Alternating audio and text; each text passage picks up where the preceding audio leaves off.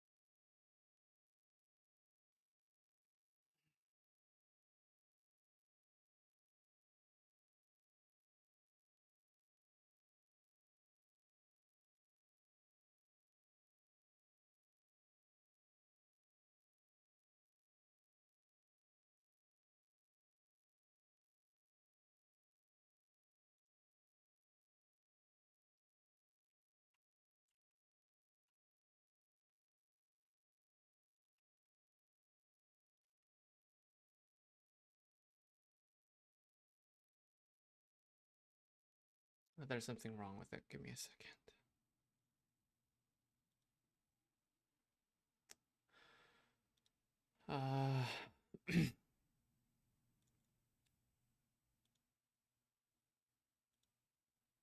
Why is this happening? Give me a second.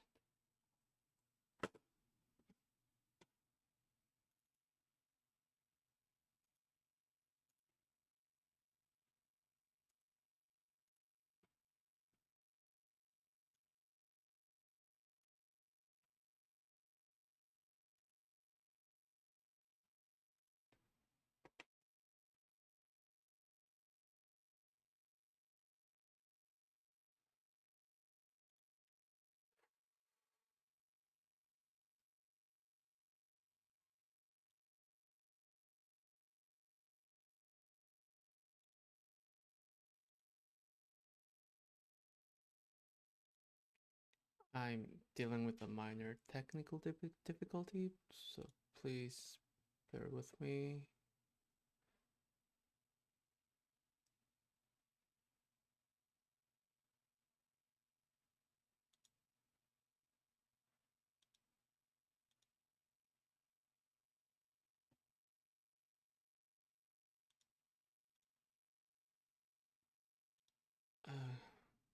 Is that why?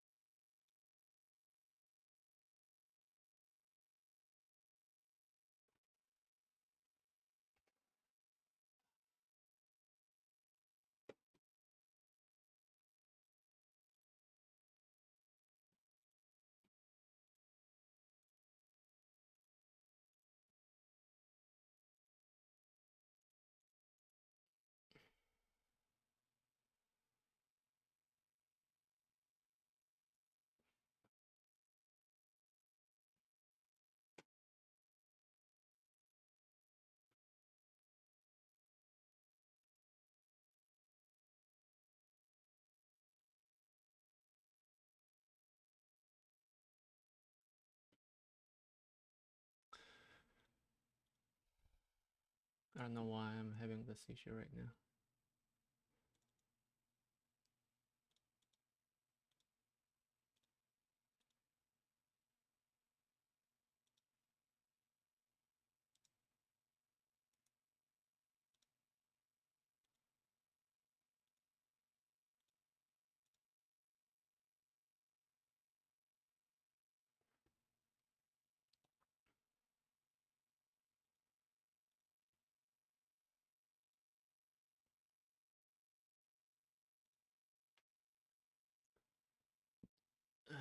Give me some time to think about this. Why is this happening?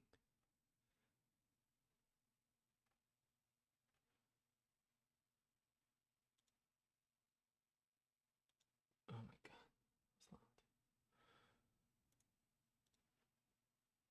It's loud.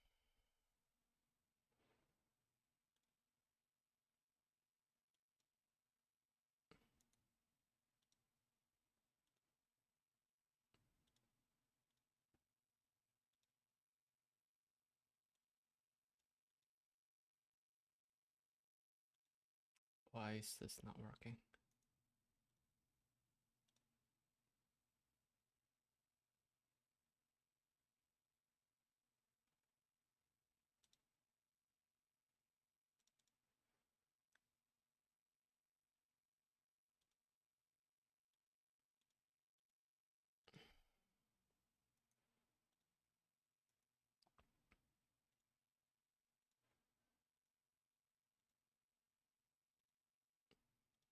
I think that just worked. Is that why? What's that the issue?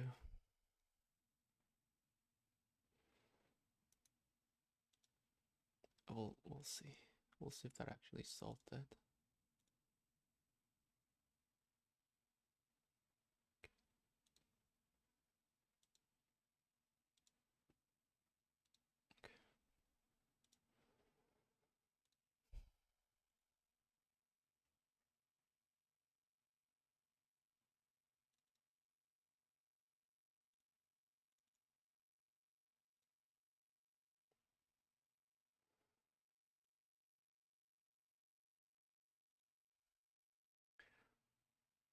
I think I've fixed my issue.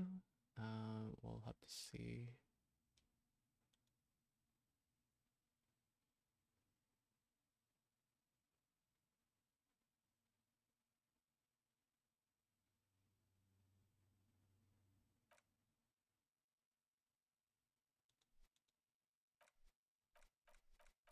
I think it's working.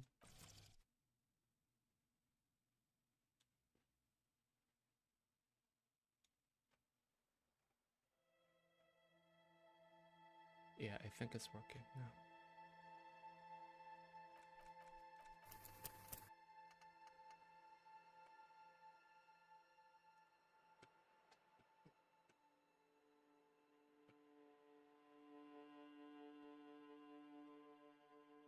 Okay, I think it's working.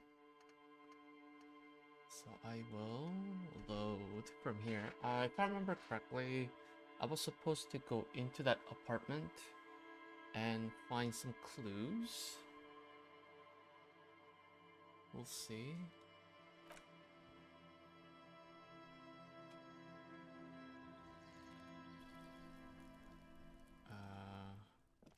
A stone, like any other, lying in a whirl of sleet and mud.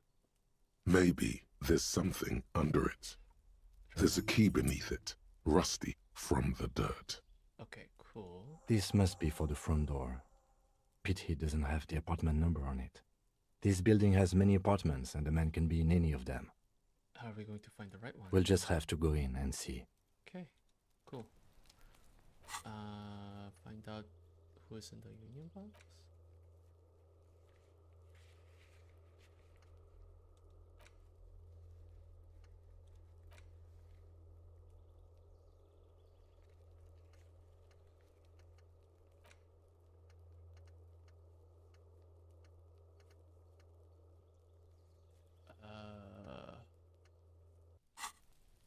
Okay, so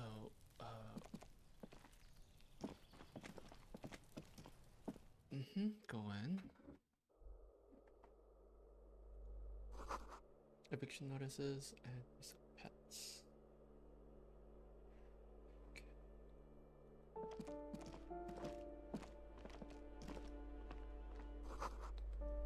This box is filled with cleaning chemicals, smells of laundry detergent. What is this? Flip up glasses. The auditor. Cool. What is this balcony? The breaker box is full of cigarette butts and electrical wires.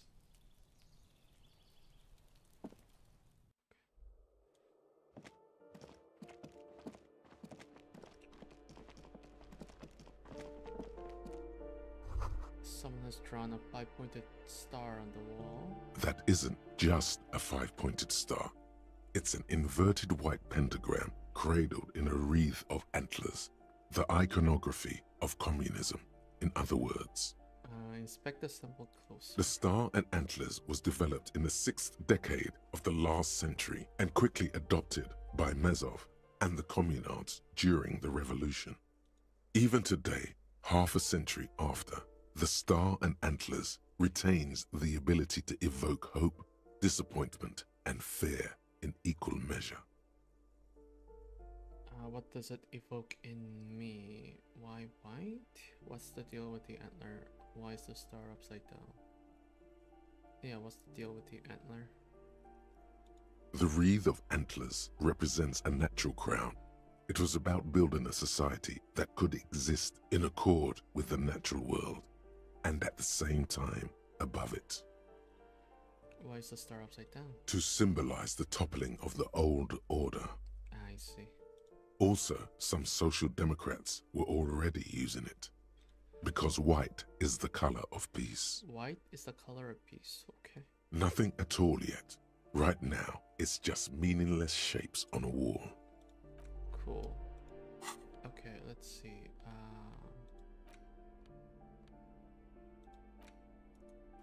I'll wear that.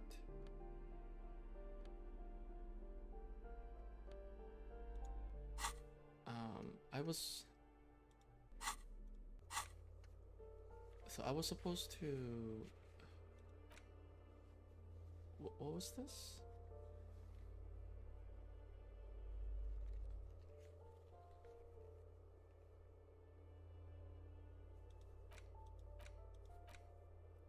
Jam mystery?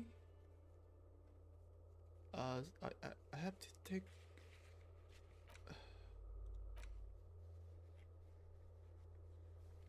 Smoke around the balcony, yes. Ask around for his apartment number. Yeah, this is what I have to do.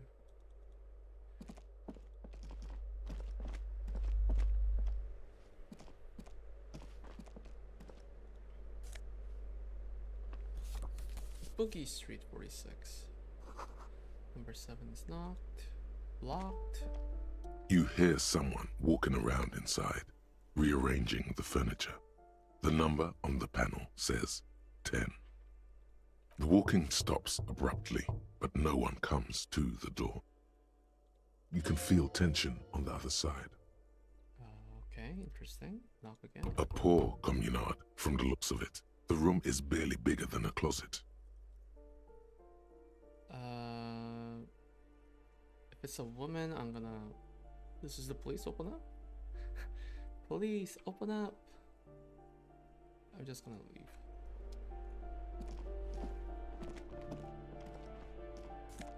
Money. More money.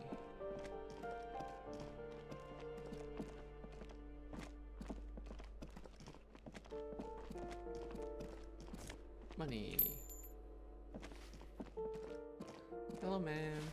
Give me a moment. An elderly woman is leaning on her broom. Her knuckles white as bone. She seems to be having difficulty breathing. The cold never does any good for my bronchitis. She sneezes into a dirty handkerchief. This won't take long. I only have a few questions. Go ahead then. What do you want to know, policeman? She's the cleaning lady. She knows the floor plan and the residence.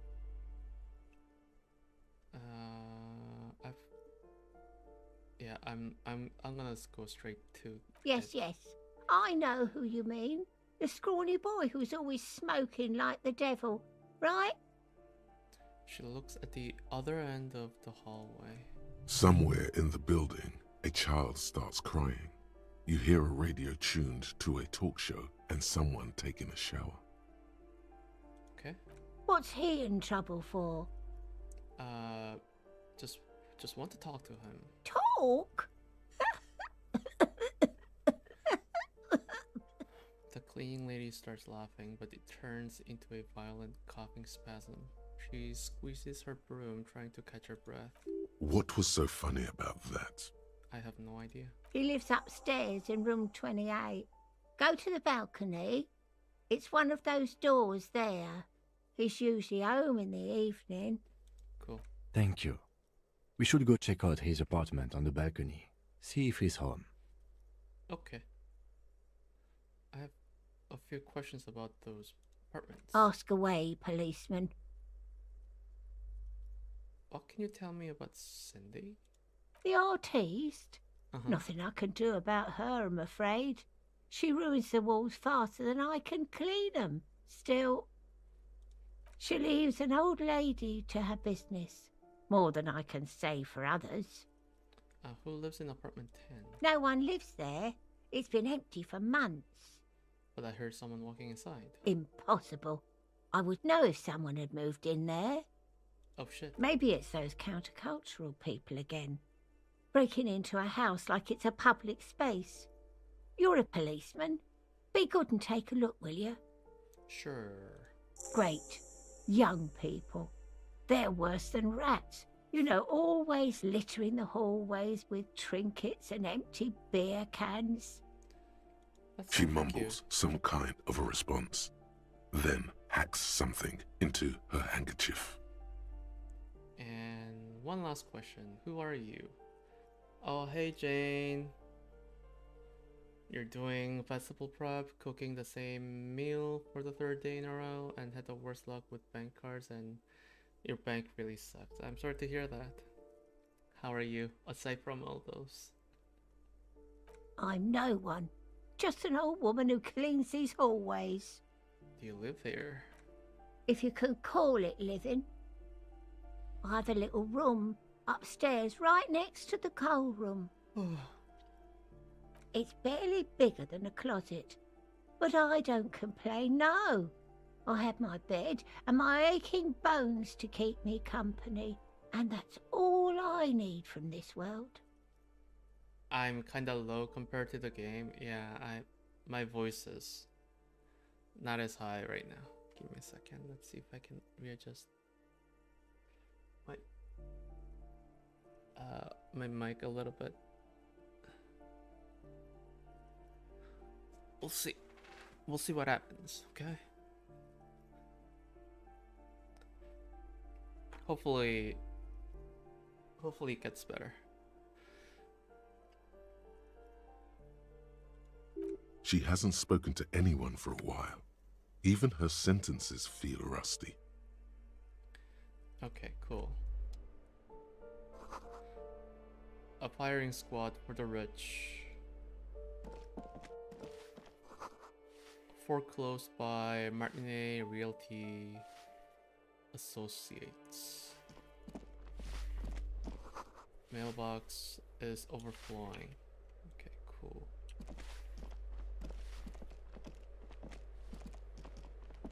You hear someone walking around inside, a poor Okay, this is the communard. police. Do I have to open the door? You hear the clacking of heels again as the other side walks right up to the door. Her tone is now getting a defensive edge. Do you have a warrant? I'm not obligated to open the door if you don't have a warrant. Fair point. Your one card got eaten by an ATM yesterday after you made a dumb mistake, so you contacted the bank and asked if they could order you a new one. Make sure to repeat multiple times that it was only one card, not the two you have from them. Oh, and they're fucking everything up. That sucks. Let's go. We don't have a reason to get inside that apartment.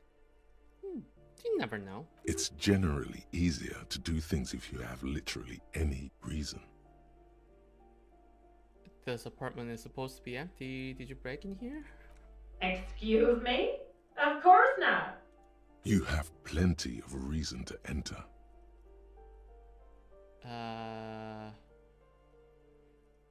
Are you cooking morphine in there? Then open the door so I can verify your identity. I don't need a warrant if I suspect there's been a break-in. Oh, come on. There's a pause before you hear the door being unlocked. Well, that was easy. That was easy, yeah? That was smart. Noting toward the unlocked door. Hello. How are you? Satisfied? My name is Marielle Charpentier, and I'm an agent with Martinez Realty Associates. I am not breaking in, as I have every right to be here. The keys, see? She jingles a set of keys in her hand. Cool. Then you went to a different ATM today to get some cash only for your second card to immediately get swallowed. Oh shit. Checked your banking app and you said you had no payment cards. Your bank had canceled. Oh shit. That fucking sucks. And you're going to Prague on Friday. That fucking sucks. I'm really sorry to hear that.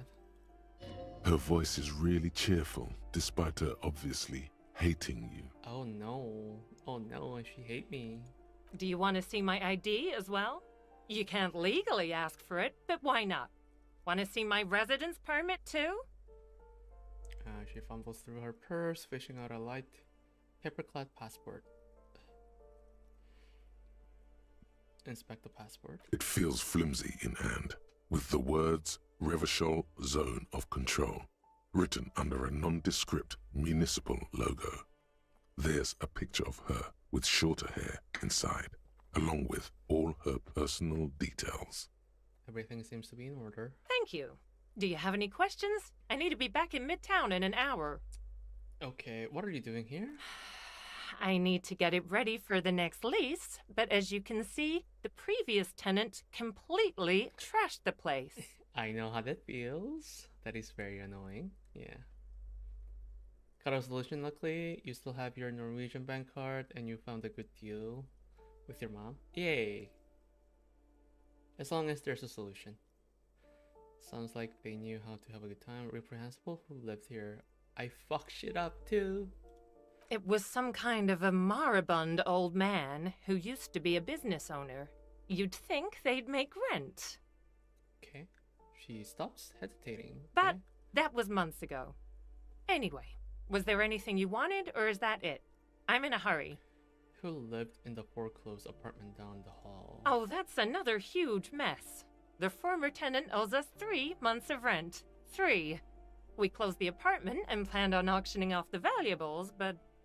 And again, I have no idea how stupid mistakes like this can even happen. But Ron, when he came to close the door, didn't close the neighboring door. And there's a hole in the wall. A hole in the wall. Can you believe it? And then the tenant ran off with his stuff. He's gone. The money's gone. Just like that. Damn. The sum must have been puny. Oh, it irks her. The incompetence. Competence. My money has also disappeared, I think. It could have been that much money. These apartments look pretty shabby. So wait, what happened with the ball? Basically, she already has money put aside since they offered to cover the accommodation in Thailand. So the solution is to transfer that amount to you, and you just have to pay the entire amount from your bank, from your account. Okay. Yeah, that was perfect. Yeah, I agree with that. So what happened with the ball? Don't ask me what happened with the wall. I have no idea how we're going to find the time or resources to fix it. Both apartments are now unrentable. Both. She's still shaking her head, manicured hands now crossed over the chest. That's all, thank you. Of course. She replies with a smile, but her eyes remain glazed over. She's been waiting for you to leave.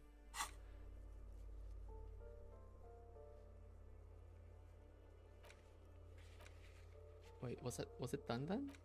Is it done?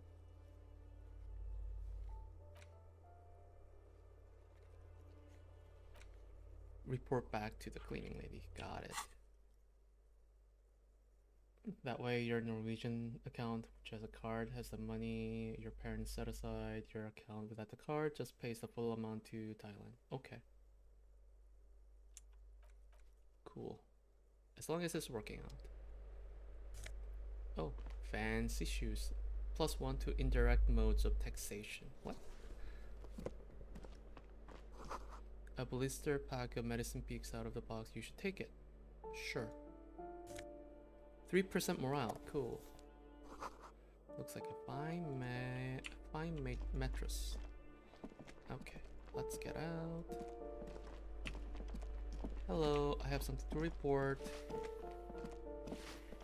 Give me a moment. It was just a real estate agent setting up the room for new tenants. I see. I hope some good people are finally going to move in. This place needs them.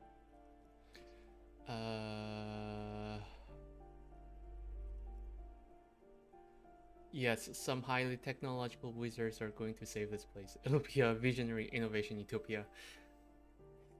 No one's coming. There will be nothing but squalor unless we start killing real estate agents.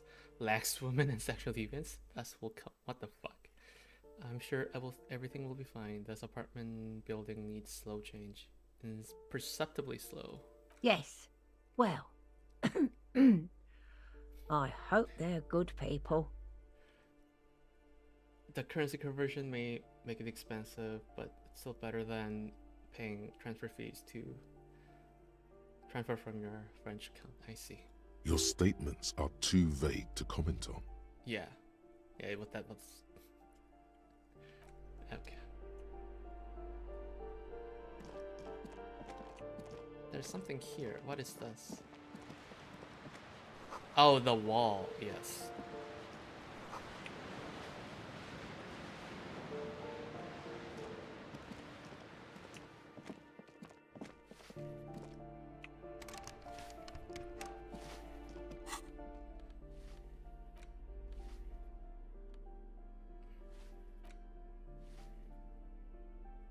I have zero idea what this means. +1 to indirect modes of taxation. Huh? The hell does that mean?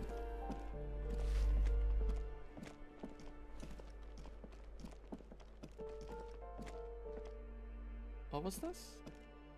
This door has been closed with a padlock. A chalk-drawn number on the board says, number 11. It's a solid lump of metal, but the shackle is deeply corroded. A solid pair of chain cutters would make short work of it. Okay. Better whip out those cutters. You won't get very far otherwise. Sure. What are you doing? You need to get your tools out, man. Fine. Fine. This door has been closed with a padlock. What are you doing? You're trying to cut the body of the lock with the chain cutters, and it's really not working. Trying to cut the body of the lock with the chain cutter, and it's not. I believe it's the shackle you mean to cut, Detective. The lieutenant points to the corroded loop with the club finger. He's just trying to help. Don't take it bad. Relax. My morale is down to 1. Oh shit. I think I need to heal.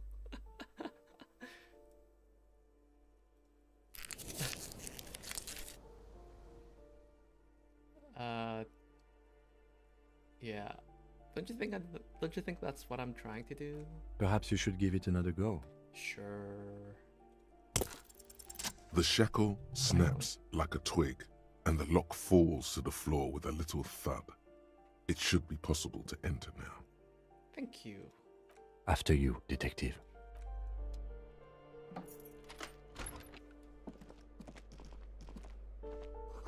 Flamboyant poster of a white star. Real lithography. A plaster cast bust depicts a middle-aged man with impressive sideburns. The name on the plinth reads Kraz Mazov.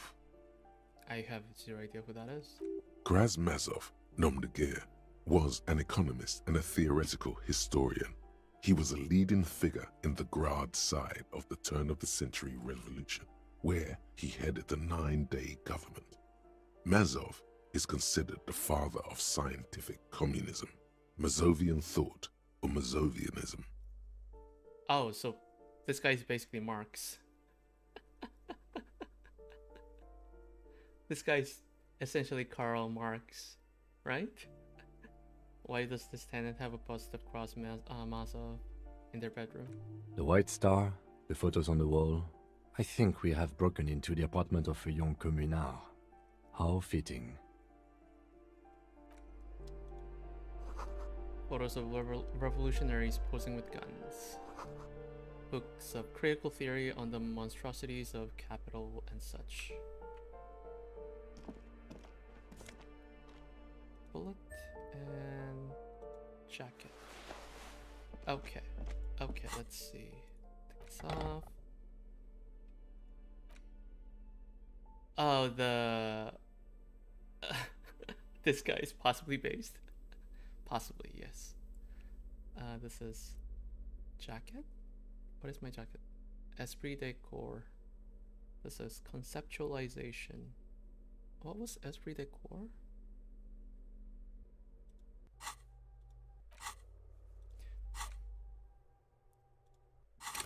Esprit de corps was understanding the cop culture. Do I want to know cop culture? Conceptualization, understand creativity, see art in the world. I think I might go with conceptualization. There we go. Fancy looking person.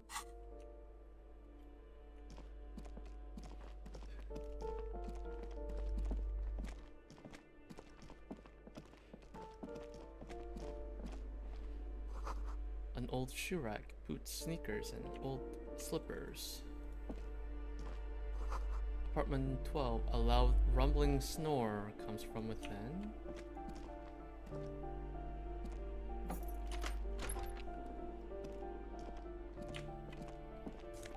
Yay! Alcohol, Commodore arrest, substance use effect, +1 physique and -1 morale. Okay. These shower curtains are covered in some sort of slime. Ew. Money! More money! Okay. I feel like I need more morale just to be safe. These shoes come in 3 different sizes, okay? Zero idea what that meant, but sure.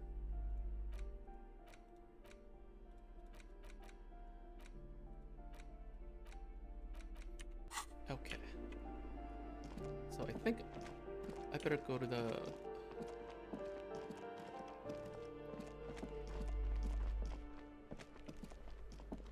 Like, please, could you please, like, run? Like, these characters, like, don't run at all. I want you to run. Oh, I'm here. Hello. Ooh, the piggies have learned how to saunter up staircases. I didn't think you could do that with hooves. But here you are. We cops don't like closed doors or unreachable perches or people having high ground on us.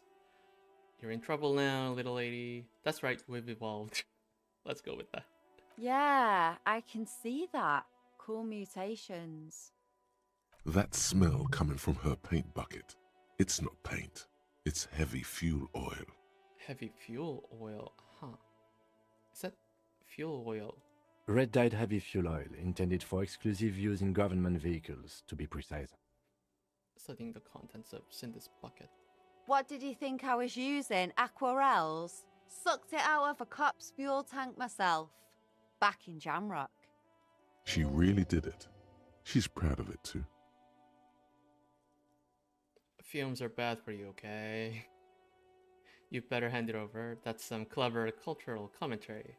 You ain't seen nothing yet, piggy boo. Damn. Okay, so that's it?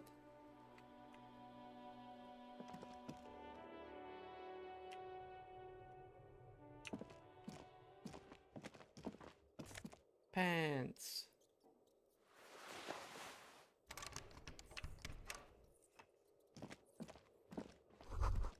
Someone's been sleeping here recently. Cindy? Oh. Possibly. Enough coal to last for several winters. Smells of chemical.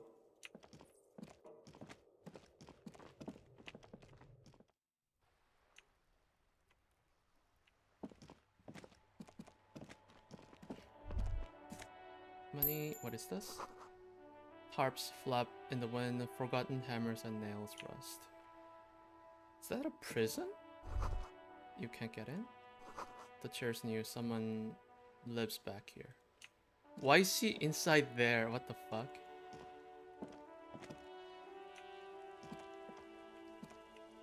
He's facing through.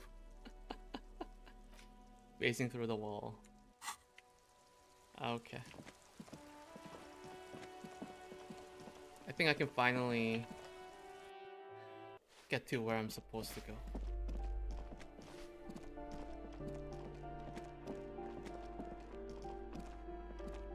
I need to go to this balcony.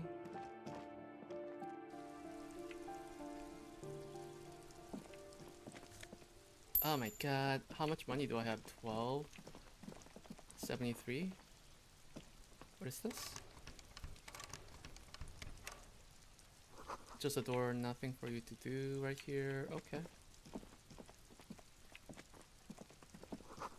Someone's growing rosemary, thyme, and cactus. This door is made of metal and appears to be reinforced. Someone here really values their security. 28, this is the apartment. Number 28. This is where the cleaning lady said the smoker on the balcony lives. Let's see if anyone's home. Knock on the door. No one answers. Looks like the young man we are looking for isn't home. I think our best chance to catch him is in the evening. He looks around, taking in the cold spring air. We should return tomorrow after we have finished with our day's Tomorrow? work. How about 9 p.m.? Sound good? Sounds good. Tomorrow, 9 p.m. Tomorrow, 9 p.m., right here. Apartment number 28. Good, let's He go. writes it down in his little notebook. Cool. Damn. Turns out it's quite tricky finding someone in a big apartment building. Don't worry. You'll get him. What's my opinion about Kim? He seems like a solid dude. I like him so far. So I would say based, yeah. Remember, tomorrow, he's probably gone for today. I like him so far. I have no ill opinion of him.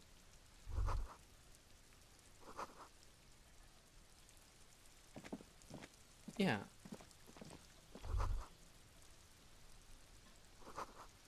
Singing along to some buoyant dance track. Yeah, I particularly have no like bad things to say about Kim. He seems like a solid dude, yeah, like I said.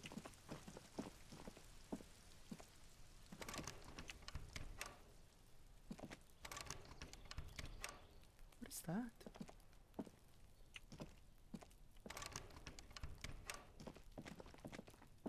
Cool crop top pilot jacket. Okay, so I have a lot of things that autosave me. Okay. Oh, that goes there. What about that exit?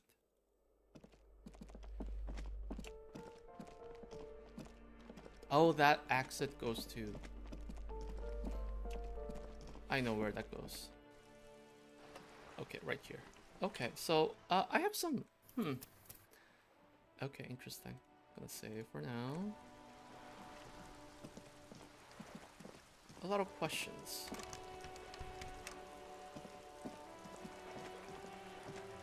So I have so many things that I forgot what that was about. I forgot anything because it's been a while.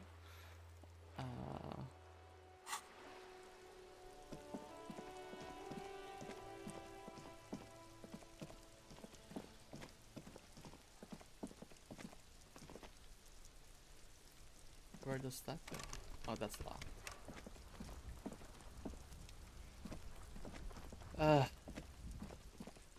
Fucking Cuno. I really want to shoot Cuno in the face.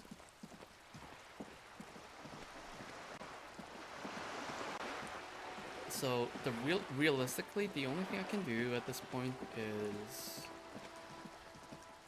not a lot.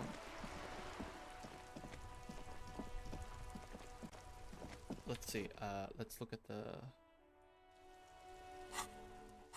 So find out who is in the union box. I forgot what this was. I completely forgot about what this was. That I cannot do armor is about the corpse. Body down. Gem mystery? Oh, that. Debrief with Kim. Traffic hooligan. Oh, that. It's probably me. Pay for damages. Oh yeah, I don't have money.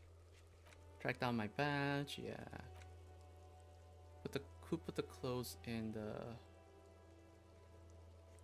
trash? Info on the lynching. Tattoo. Who made the call? Okay. Secret passage. Get a reality lowdown. Buy pants from Cuno. I'm not gonna buy that. Fuck you.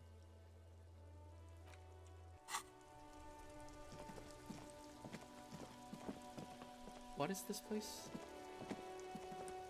An old call box with a matrix of push buttons lists all the companies in the East Delta Commerce Center. Whatever. Okay, I'm gonna save again. What was quick save? What was quick save? F5, okay.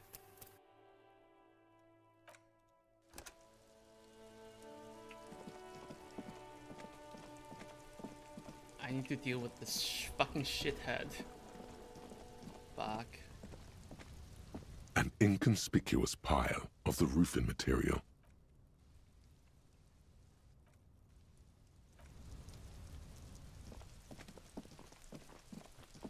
Stupid Cuno.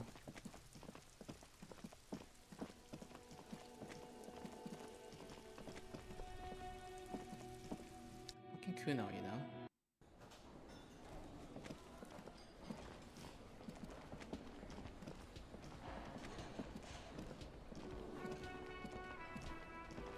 Why is everyone walking? Like, I want to run. Like, that is one thing that is bothering me. Like, I'm told that you can press caps lock, but caps lock actually doesn't do what I want it to do. The door is closed. Still nothing. The lieutenant gives. He doesn't like where this is going. I kind of suspected that the woman living here has the badge or gun, possibly, but we'll see.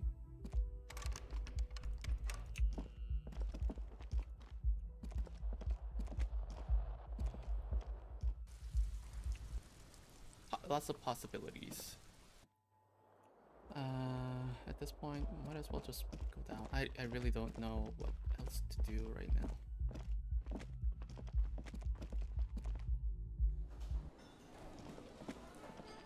Guard. Can I help you? I saw another thing at the whirling. Another thing. Great. I love those. Yeah. What is this mysterious blue steel door? Oh, yes, that door, sure. There's nothing mysterious about it. It's just a door. Okay, so what's behind? Do you know what's behind it? Do you have... No, I don't have a key. I don't know how to get there. And I don't care either. It's not like I've been wondering about it for 10 years. It's just a frit warehouse, probably. Sorry. Okay. Or some boring storage space with a bunch of old junk and dust. Junk and dust. He runs his finger across the counter to check for dirt. He's attempting to maintain an air of indifference. It's absolutely not convincing. Yeah, I feel like he's lying. I think you'd like to know what's back there. Let him get to pretend he's indifferent. Oh, I know. I love voice acting for this. Absolutely top notch. Fantastic. I love it so far. I love the game. I love how the game does the whole thing. This is what I was more or less thinking of doing for my D&D game, and like some of the things I really want to implement it for myself. Whoever picked them was too awesome. I love the game so far. Really great. Really great. I think you like to know what's back there. Fine, okay, a little. But my job doesn't leave me time for wondering about one locked door in one of the cafeterias I manage. Okay. So, I haven't opened it. I have cleaned the whole place 100 times over, though, after the animals. and I haven't found a key, so good luck with that. I mean... What do I mean after the animals? Yes? Bye. So we don't know what's behind the store. You see a heavy steel door. The door does not. The door does not. Okay. What the fuck do I do then? Now?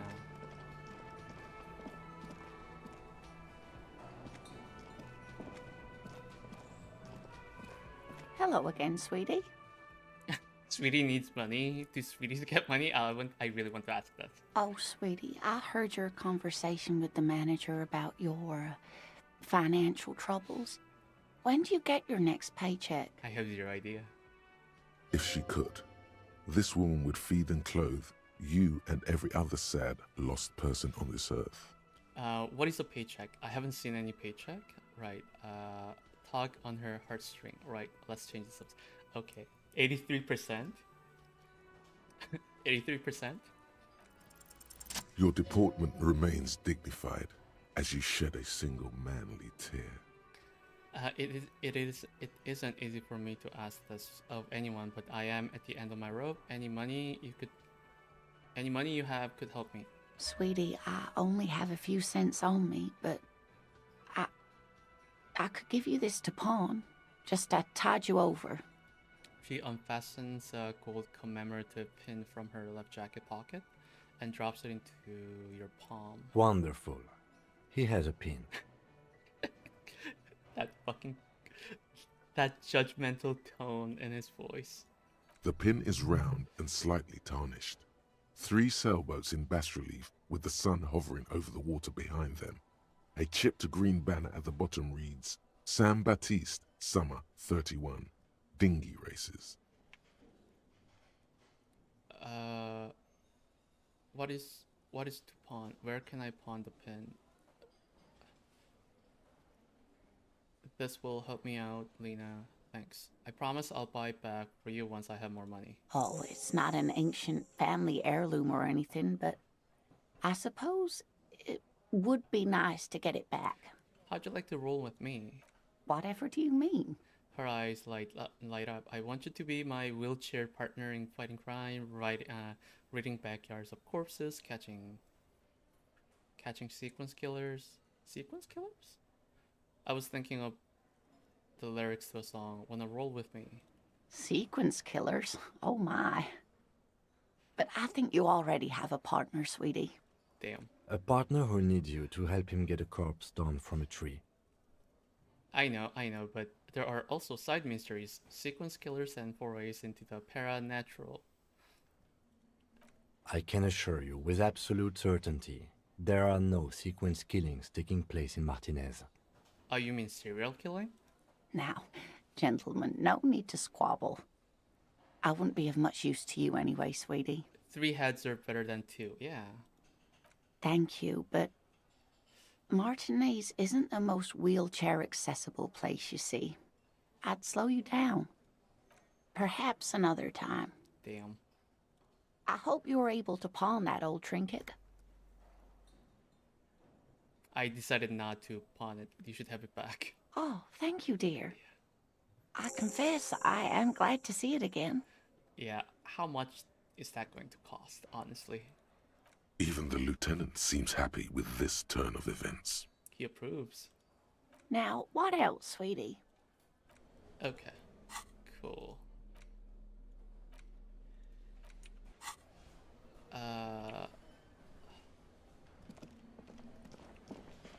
There aren't a lot I can do right now, I feel like. Oh, there's a couple things, like I can investigate the traffic jam.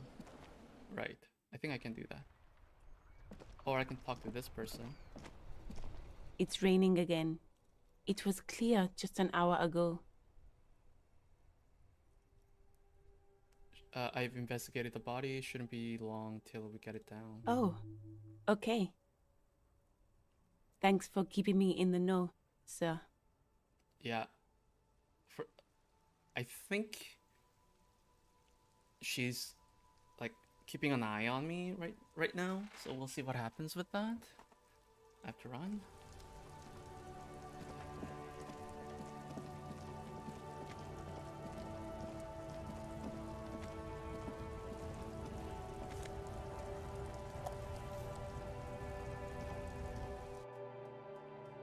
Oh, what is this place?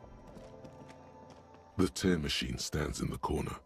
A sign says, 1 bottle equals 10 cents. Oh, insert your bottles. Your bottles clunk into the machine, and the money appears with a satisfying jingle.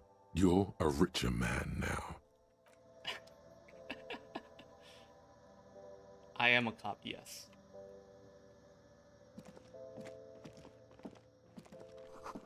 Yellow roses, dozens of them. Tulips too.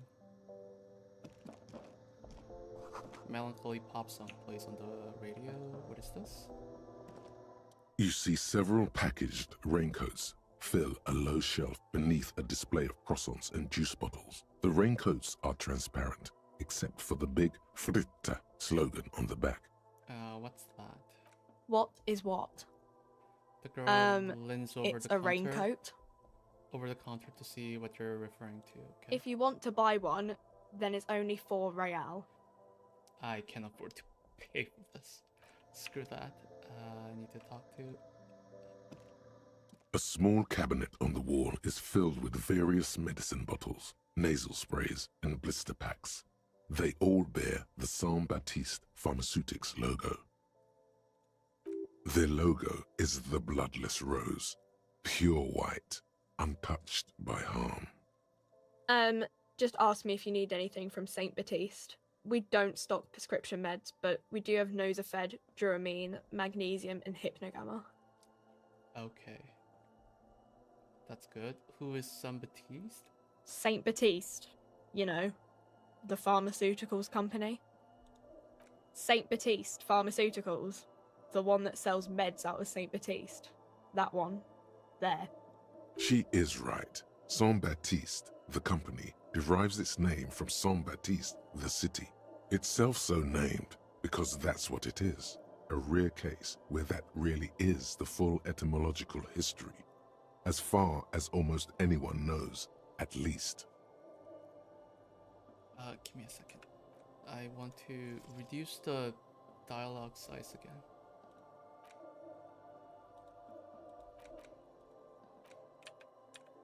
There we go. What do those products do? Do they have HRT? I'll ask. I don't know. Let's see. Nosafed is a nasal spray. Duramine is a really good painkiller. Magnesium is a dietary supplement. Hypnogamma is...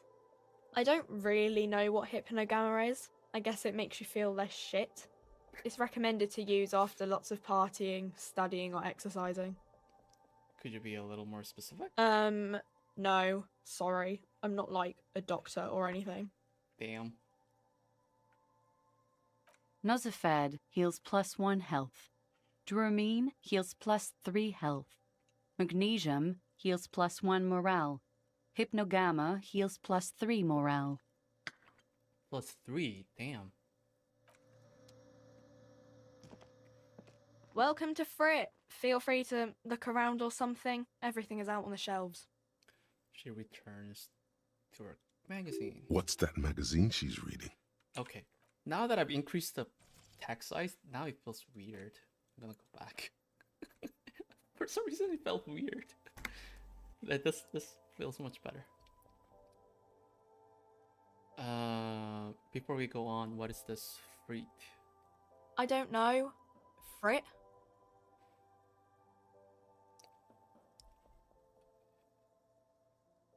Yeah, what is... A 7 to 11 grocery store. Oh, why is it written with 3 T's? I think they think that the extra T makes it funkier. It doesn't. The story goes that normal Fritta, with 2 T's, a men's workwear shop in Vredefort, was already taken. So when Fritta Retail Inc. grew into a multinational corporation, they had to add an extra letter to avoid trademark infringement. Is that how that works? Just adding 1 extra T? Sure. Let's proceed. I have some questions for you. Okay. I'm not really supposed to be chatting to anyone, but... Does Frit have a warehouse in the back of the Whirling and Rags? A warehouse? I don't know. Maybe. I don't really care what Frit does. This is important. She scrunches up her face into an expression of consummate adolescent skepticism. Damn. Fine. Frit doesn't have a warehouse. Just a little back room here. Okay? Can you tell me anything about the dead body? I don't really know anything. I mean, I know it's there, but I haven't seen it, so... Did you know the man who died? Not really. Does it mean you knew him a little? No. I didn't know him at all. How long has it been there? I don't know, really long. What do you think happened? I don't know. She knows nothing. No need to worry. It's just standard procedure for us to ask around. If you hear anything, let us know, okay? Yeah, she doesn't know anything. But Okay. thanks for your help. Uh-huh. Can you tell me anything about this reality we're in? Reality? You mean, what reality? Economic reality, or...? She is like a student unexpectedly called upon by a teacher. Can she answer the classroom question? I mean, I meant the physical reality. Sure. I don't know. What about it? I don't think there's any point in asking. I'm just, Cool. Whatever. I still got 5 experience points though. I'll take that as a win.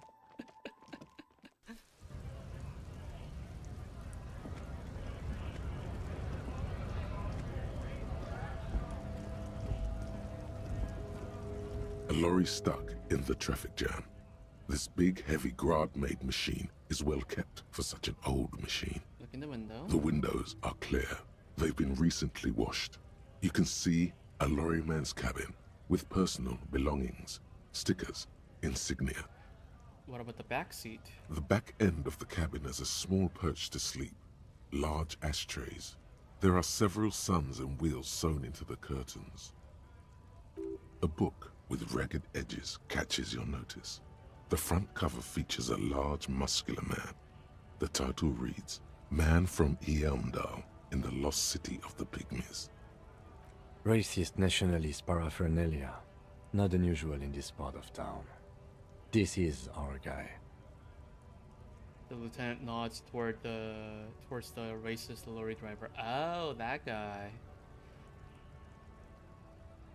You think this lorry belongs to our tough guy? Likely, yes. This guy's proud of who he is. Drapes it all over his machine. I see. What kind of stickers and insignia? The driver has adorned his space with a substantial collection of peculiar paraphernalia. Proclamations about honor, strength, and purity are glued to various panels. Okay. Money! Oh my god, I finally have 13.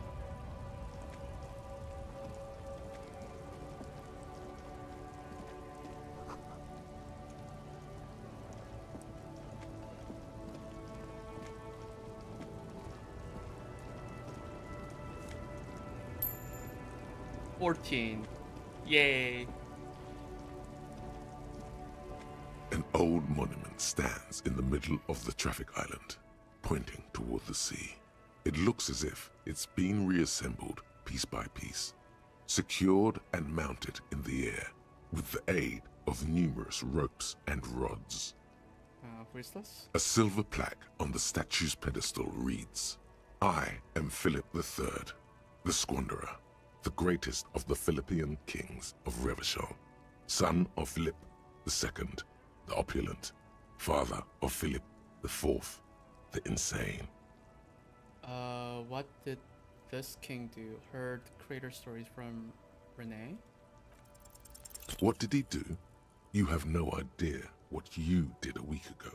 How would you know what this guy did many centuries ago?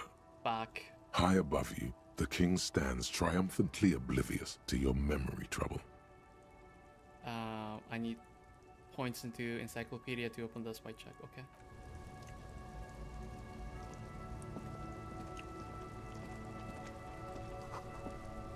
Humanoids.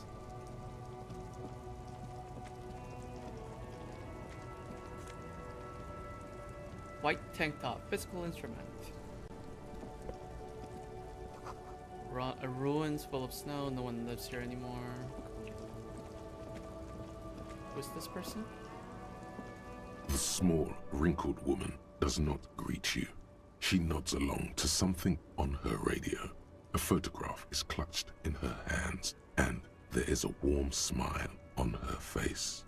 The photo, an ambrotype from the turn of the century, as golden as her smile. It's the warmth of a winter night's fire. Maybe she could give you comfort and shelter, some cigarettes and food money. Maybe she's your... Maybe she's what? Excuse me, ma'am, I'd like to ask some questions. No response. Wherever this woman is, your words fail to reach her. Grandma? Nothing. Her smile just keeps widening. Her hair is gray like lead. Snap your fingers in front of her face. If you want her attention, you may need to be more forceful. Snap your fingers twice. Where am I? Who are you? Like a magician recalling a subject from hypnosis, you've jolted her back to reality. Yay! The smile on her face has disappeared, replaced by the wary aspect of a cornered beast. Are you alright, ma'am? You're Never mind. I remember now. I'm still stuck in that traffic jam in the 50s. She adds with contempt. When else would you be then? Where else would you be then? What's so bad about the 50s? The men have small jaws and everything is made out of plastic. Why do you need plastic when you can make the world out of amber?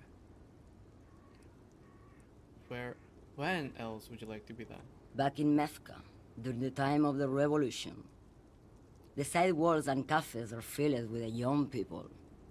I was on my way to see a new Boyadero picture starring Gabriel Buendero. Until you came along, that is. Damn. Who's Gabrielle? This is Gabriel Buendero. Gabrielle Buengaro? Is that how she pronounced the name? She shows you the photograph in the lavish amber frame. A strikingly handsome man looks straight at you, his head crowned with a wide-brim hat. His hair is dark as an oil slick, and his jaw the most perfectly chiseled thing you've ever seen. He was the biggest star of his day. Girls used to faint in the aisles of cinema whenever he came on the screen. And schoolboys used to memorize all of his lines. He leans back, savoring the world she's conjured up. In all likelihood, it's a world that's only ever existed in her mind. I take it you were in Mask when you were young? Someone was. Someone?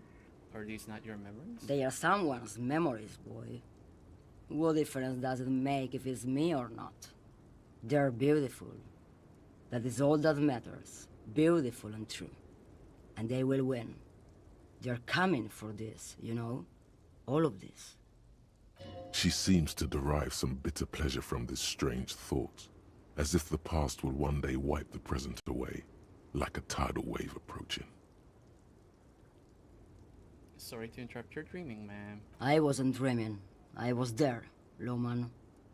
It was early spring, and the man behind the black sun had just come out.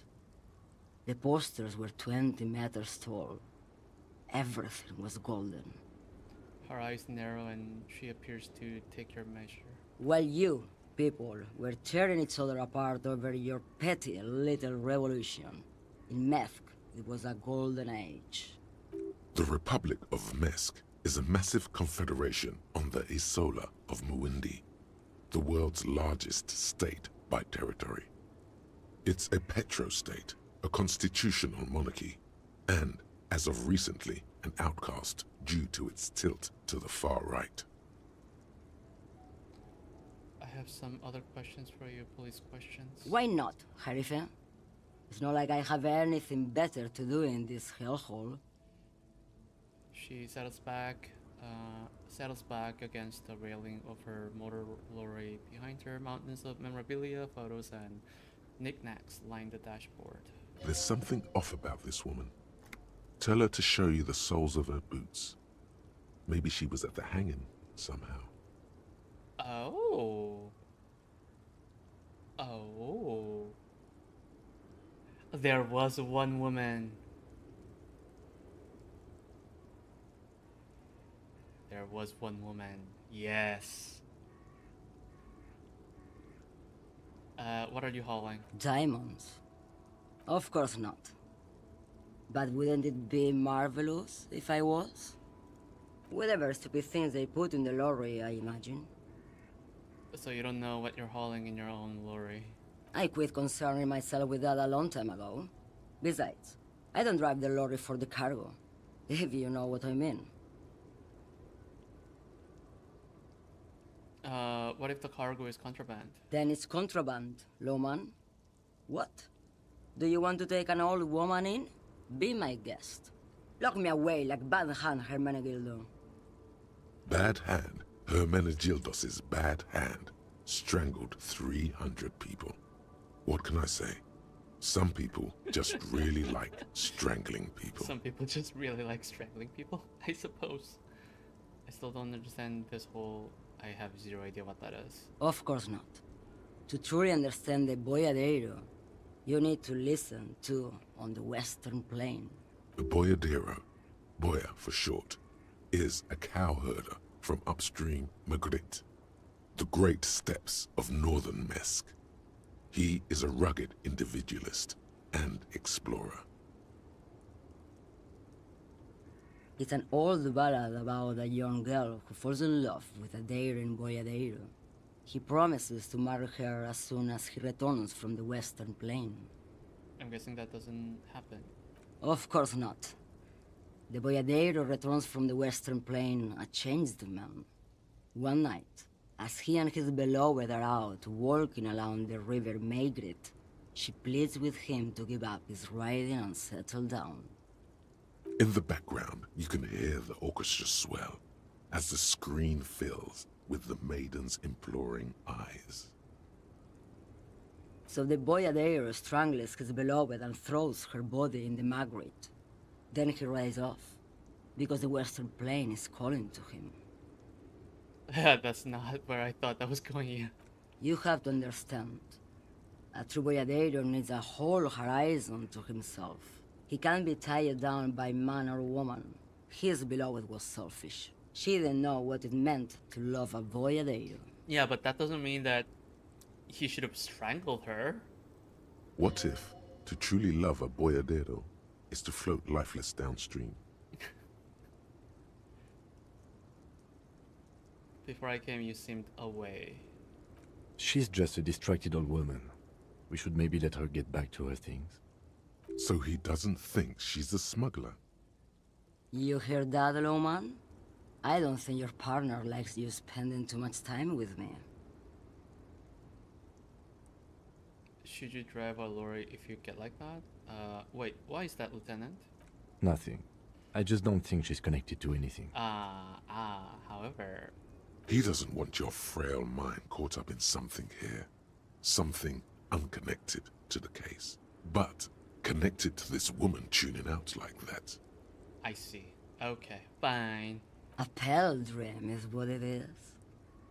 Okay, show me this, one more question. What do I need drugs for, lawman? What I see, what I feel, the great adversary, no drugs can compare. The adversary? Yes. There is a protagonista and an adversario. I am on the side of the adversary. There's no coming back from that hole. I have zero idea what this woman is talking about. Those epithets are familiar somehow. The great adversary. The great unrest. Where could I get my hands on an experience like that? If you don't know, She flicks her wrist in a gesture of casual dismissal. Maybe if she thought you're corrupt.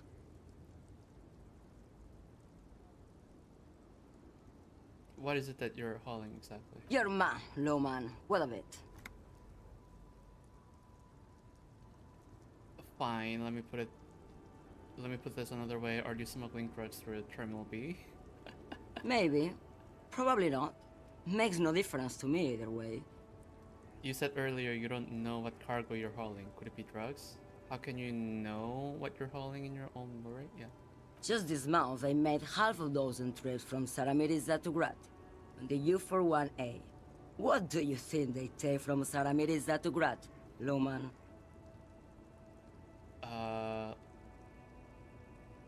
I don't know. That's why I'm asking you. It's diamonds, Loman, obviously. What the fuck? I didn't ask you about diamonds, did I? I don't care about that. Diamonds are good for you, Loman. You should try them sometime. Make yourself pretty like Eva de Zoras. Okay, fine. Where do you want me to go? This isn't so bad. I can listen to music. Does she or the have seagulls. HRT? I have Look zero at all idea. the colors and the features of this world. It's a good palette cleanser, this jamboree. Or I can just relax and let my mind carry me back very well to the Great Plains. I think we're done here, no? No. I need to know the sole of her boots. Now what do you want with an old woman's boot, Sheriff? Help me out here is important. Please? I think you should let me get back to Gabriel Buenguerro. You are not Gabriel. Gabriel doesn't say please. She's wearing sturdy workers' boots made of black leather. Buckles run across. The sole is also made of leather. Now the other one, please. Just before Gabriel, it was the coronation of Franco Negro. Now, there was a real man. Moreover, the boots were size 37, tiny. There are too many discrepancies in all this. Another discrepancy, although not boot-related, is the coronation of His Innocence, Franco Negro, which happened 500 years ago. Huh? What?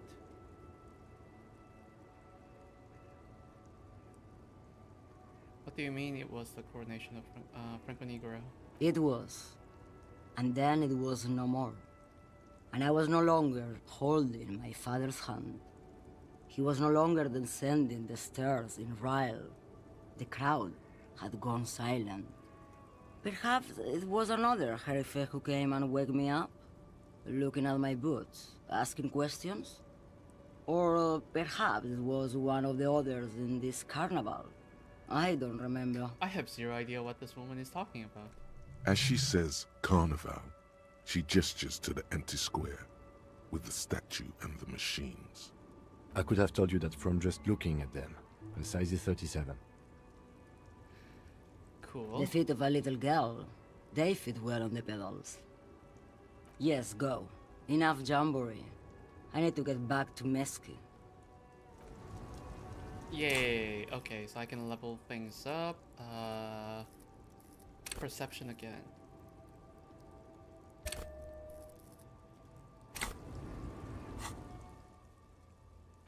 I can do this.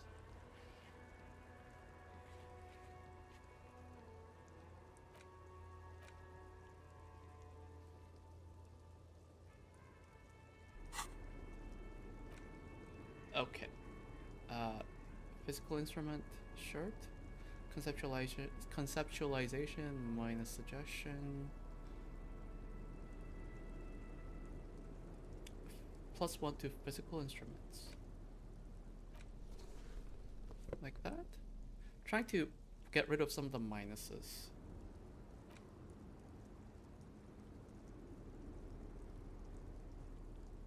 I have -2 to I have -2 to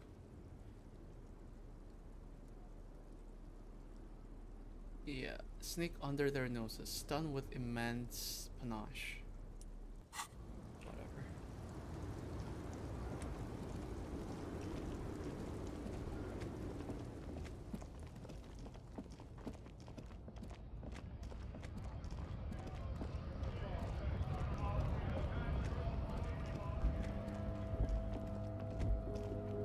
Looking for something odd? Come to tell me to fuck off again? What are you hauling? Oh, not much anymore. I'm here to pick up some cargo, but the dock workers are on strike, so it's a sit and wait on your ass situation. What kind of cargo are you supposed to pick up? Apples. Apples is exactly the kind of thing you'd say if you had something to hide. Apples? Yeah, apples. I take it you had other questions? Oh, not much anymore. Apples. Apples Sounds like is a cover Look, story. as detective. I come from a long line of lorrymen. We got ancient rights and privileges. He loses his patience for explaining it. Oh, I'm here to pick up a load of fucking apples, man. Just regular Koiko picked apples. He sounds so stereotypically French, yeah, I suppose. Koiko may be another derogative for a person from Grad, you think. So they grow apples in Grad. Yep, it's one of their main exports. They grow them down South Yekokata. A beautiful place. Got great scenic vistas. In fact, Yekokata is a desolate wasteland whose name literally translates to Zone of Ecological Catastrophe. Oh, It shit. features no scenic vistas and supports virtually no plant or animal life. Yeah, definitely don't grow apples there. Yeah? Says who? It's literally in the name.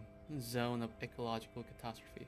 Then, I guess they grow apples somewhere else. You can never really tell with those koikos. They're everywhere, except their own homes.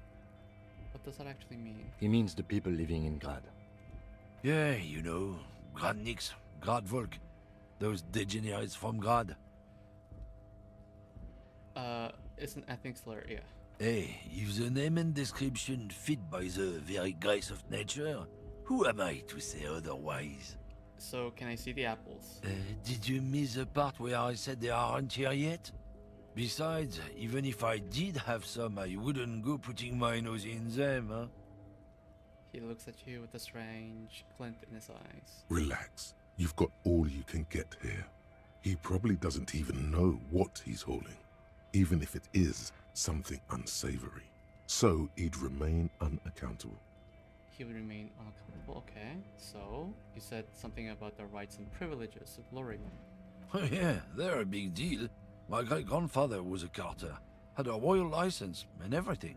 We've tried to hold on to our privileges. What's up? And this privilege? Sure fucking is. We have a guild and everything, huh?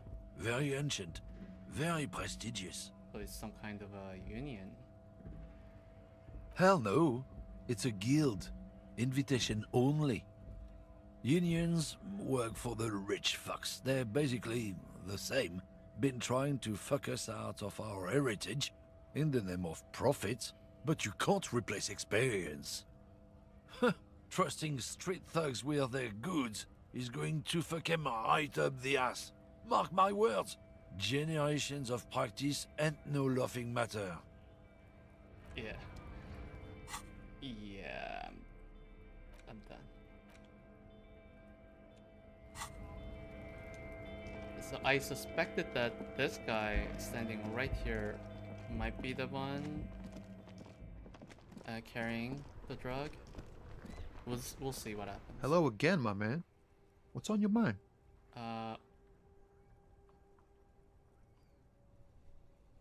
What do you see in his eyes? It's 42. 42. Can I have... Do I have increase? Is there any way for me to increase? Wait, let's see. Fuck. Ease into it. Don't go too far. Fuck. This seems like a personal matter. My man, I wanna know about your soul. Hey Tommy, spilled beans. What's troubling you? Man, nothing's troubling me. Just the usual Lorriman tropes and hopes. The road and the rhymes. This jam ain't helping either. That all the beans you got, Tommy? Damn, it really is hard to talk, man to man. You seem like a man who knows about drugs. Ah, man. Me and narcotics go way back. Had some good times surfing the psychic waves of my own consciousness, you know? But those days are behind me. There are other addictions in my life now. Why the inquiry, my man? Do you finance those other addictions with drug trafficking? I need to get high, and I'm looking for a dealer. Let me be straight with you. I'm trying to figure out who's smuggling drugs out of Terminal B. I feel like that's a little too straight. I need to get high. Let's go with this. Hey, man, that's serious criminal talk. Are you trying to pull some sort of an entrapment thing on me? Shit. Entrapment is a practice whereby an officer of the law induces a person to commit a criminal offense that the person would have otherwise been unlikely to commit, usually through some trickery, persuasion, or fraud. Fine, I'll be straight. We have a credible lead, sir. Someone on this roundabout is waiting for a bulk shipment from the harbor to load it on their lorry and drive it to Jamrock. Not me, man. No way. I don't need any trouble. Shit's bad enough anyway. This jam's got folks up in arms, and I'm afraid it's headed toward a conflagration. Then why are you still hanging around? Gotta guard the stuff. Bosses don't look kindly on missing cargo, and it gives me time to work on my rhymes. A rhymesmith? This is quite credible. It goes with its cadence and way of speaking. Who do you think could be conducting the drug trades then? Look, man, I try to stay away from the criminal underbelly of Revachol. I'm a guest here. You really need to find another man to probe with those questions. We wouldn't say he's lying, sire.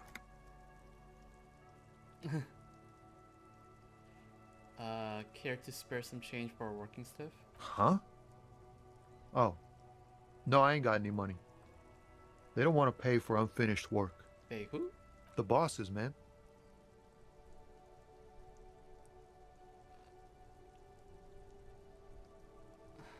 Makes sense. First work, then pay. Makes sense. It sucks is what it does. Oh shit, that's not... Is that what it meant? Oh. Maybe don't tell people. The people they don't like are actually right.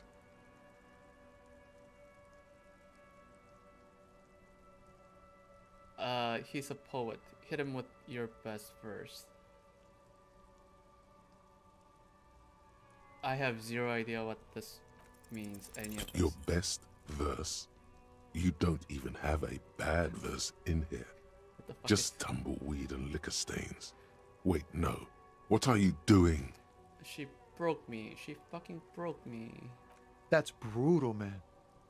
But you know, time will... No, stop. He's already mortified.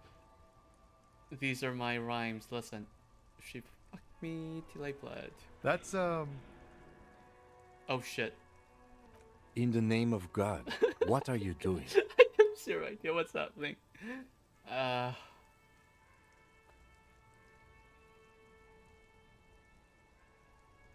It's not real, guys. It's not my actual thoughts. It's a poem. Yeah, I get that, and it's cool, but... Yeah, I get it. These are your rhymes. They're from your life. Doesn't matter if they're robust, they're honest. So, thanks, man. He's not lying. He liked the end. Oh, cool. Okay. Yes, and I also thank you for stopping. We have a drug investigation to return to. How about we do that? What do you see in his eyes? Ease into it. Don't go too far. This seems like a personal matter. My man, I want to know about your soul. Cool. We all want to know each other, know each other's woes and all. But people, man, they have slippery souls. Just like that, he slips out of your reach. It is possible the yelling didn't help. Fuck. Okay, fine. Wasn't there something? Oh, it's not end of the day yet. It's still only 7. Okay. Okay, so what do I need now? Oh, I can deal with the...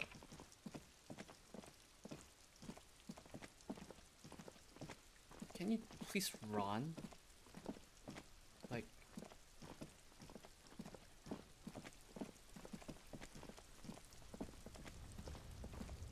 inconspicuous pile of the roofing material. Because it's nice and orderly, well laid, it reveals no secret.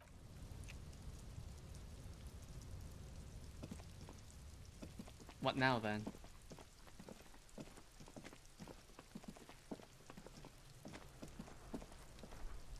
The man before you is naked, but for a pair of underpants and Cuno. Fuck does Cuno care?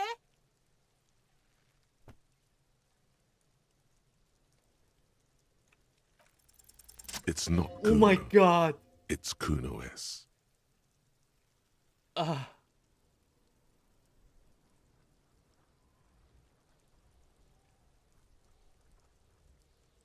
It's not Cuno, it's Cuno S. Okay, interesting. How?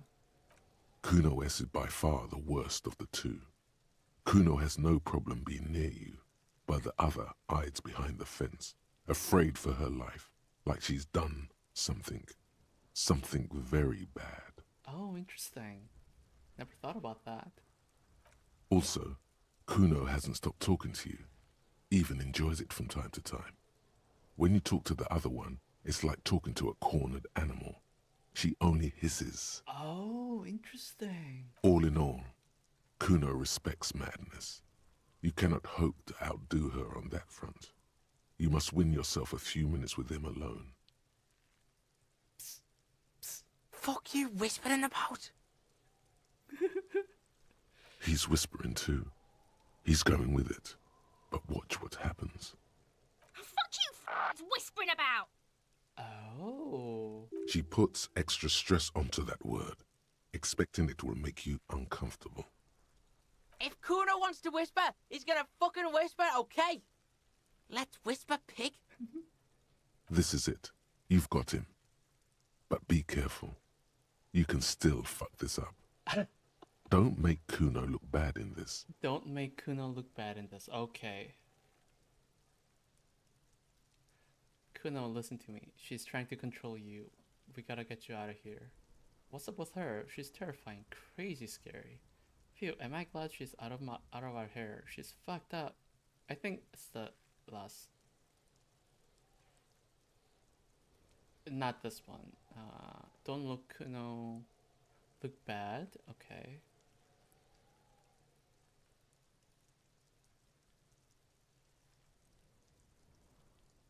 What's up with her? Yeah. Crazy? You don't know the half of it. She's not crazy. She's insane. Dangerous. She's smoked a man. She's done people in. Probably even pigs. She smoked a man? What do you mean? She's done people in? Probably even pigs? Stop talking to him! Cuno, I'm fucking warning you! You're gonna get us into shit! Oh. She understands what you're trying to do. Yo, see? Did Cuno not tell you? Cuno told you. Cuno talks to whoever he wants. Talk, pig. Cuno's got it under control. You did it. They're separated. He's even turned his back to her, so she can't read his lips.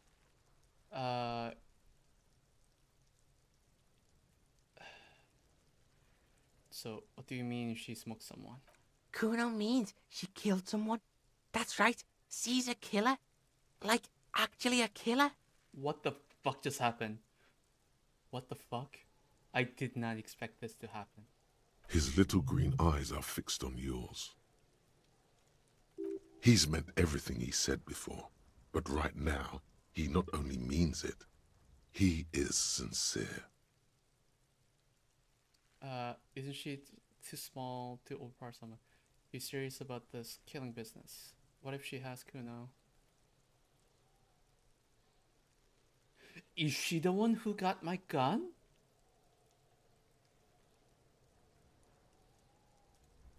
Are you getting this? You think I'm fucking telling you a joke here? How hard do you think it is to kill a fat ass? Sweet talk him, then knife him. Oh shit. She's probably killed a pig too. I mean, I'm pretty sure she has. I knew you pigs were too naive for this shit. Good thing Cuno's got her under control. Cuno keeps her calm. He feels eyes on the back of his head and stops. Did I not understand the British slang? Probably not. Was there a British slang? A cop would be too large for her to overpower, but a determined child of her size can still kill the vulnerable, the elderly, the homeless, or other children. The creature peers at you both from over the fence. There is something searching in her eyes.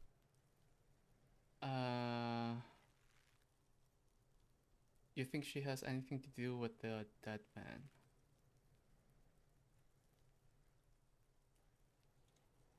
Yeah, she would have liked to fuck him up, but she didn't. Cuno wasn't around, and C was with Cuno. Where were you? Look, Cuno's gonna put you at ease. We didn't do it. Okay. He speaks the truth, my liege.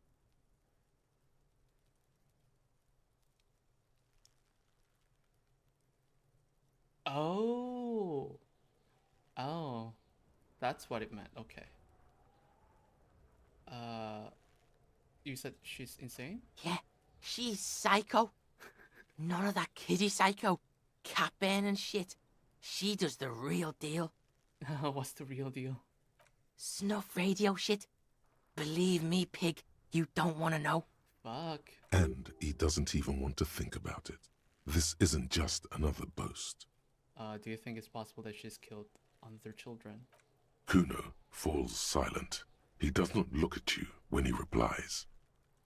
Cuno, that's it. That's what Cuno is starting to think, yeah. Oh shit. Yeah, what's the language she uses? Is she your sister? Fuck no, she's not my sister. She's just a stray who got in, like a mad dog or some shit. Yeah, she was just there. At the apartment building behind the fence. Oh. What was that, Cuno? Little one twists her neck looking at the building. She was in the hallway, dripping wet, by the fucking shoe rack, in the dark.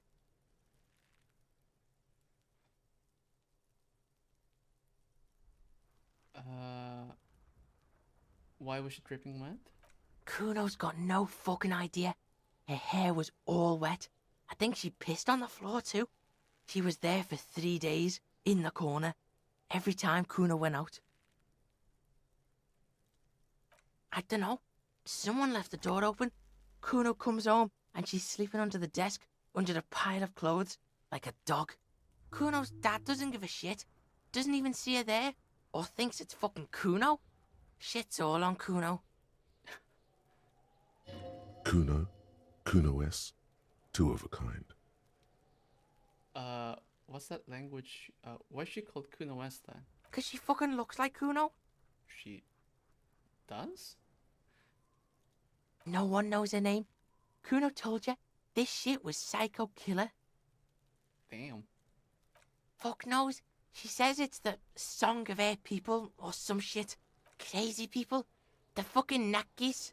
I don't know. Sounds boreal, like something from the tundra and tiger-covered Cutler, Isola. Far, far away from here. As far as possible, really. Could she be... I have zero idea what this is. So is. Like that man from Helmdall shit. She could be. She could be that Helmdall shit. Revelshot does have a small Suarese community, or she climbed into a yakberry crate and was shipped over accidentally. How are you dealing with all of this? How's Cuno dealing? Cuno's dealing just fine. He doesn't need you fucking with any of it. C doesn't either. Cuno's got this shit under control. You need backup. I'm here for you. Listen, listen. C is Cuno's go-to. Cuno's protecting her. You fuck with C, you fuck with Cuno. You threaten her, you threaten to take her away. This is what it all comes down to. He needs you to take him seriously now. Okay. I'm going to kill you. I'll run when you put the cuffs on her, sneak up on you later, and fuck you up. You understand? Damn.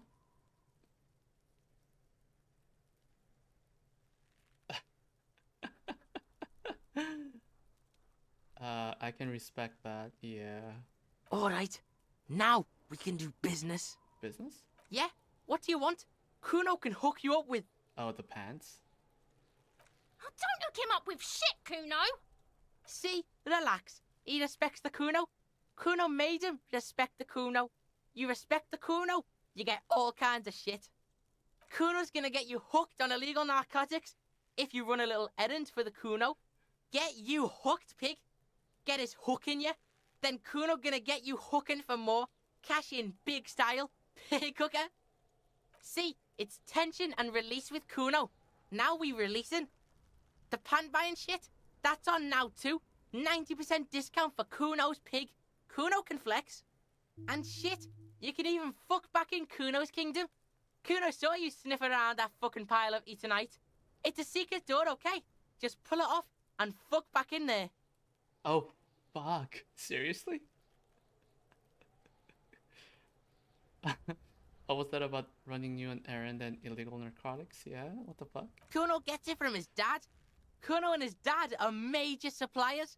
That's where Cuno gets his lightning on. What the fuck? Problem is, Cuno and his dad had a little falling out. Now junkies clawing at Cuno's door. Streets going mad. Cuno's got to throw his dirty popo man at it. Okay. Dirty popo man is you. Oh, In shit. there is Cuno's violent dad on steroids. Cuno's dad does steroids and speed. If you can take him, you can have half of the speed. Is his dad the guy at the dam? The muscular guy? I made up my mind, Cuno, and this is what's going to happen. What? Cuno's dad is a fucking monster. He's the most violent man in Revachol. He doesn't give a shit about a single thing. He drinks too. Are you sure you can take on the most violent man in Revachol? In your condition? Probably not. How much material are we talking about? Like half. A baggie, but like in this vial. That's half a gram, sir. Yeah, half a G. Want it or not? That's not very much material at all. Fuck you talking about half a G? This shit is giant, grade A shit. So clean you can barely see it. You can barely see it because there's barely any. Okay, Cuno's listening. I'm going in there all guns blazing to get that speed because I need it. I'm going in there, but not for the speed. I'm going after the most violent man in Revachol. I'm going in there for justice. I'm a narc. Going to confiscate that crap. I'm going in there for justice. I'm a narc. I'm not going in. I have zero idea. What? I'm not going in. Cuno sees you're too pussy to face Cuno's dad. It's okay. Come back when your balls are big time. Another sane decision, detective. Fuck. Yeah? The kingdom of Cuno? The fuck do you want with it? Yeah, whatever. Cuno doesn't... I think that's it. Okay, that was an interesting conversation that I just had with Cuno. Okay.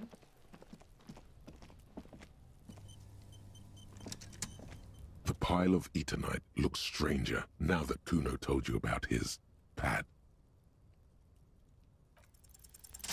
Because, unless Cuno lied, you should just be able to pull the panels aside. There it is. You see a shabby little door.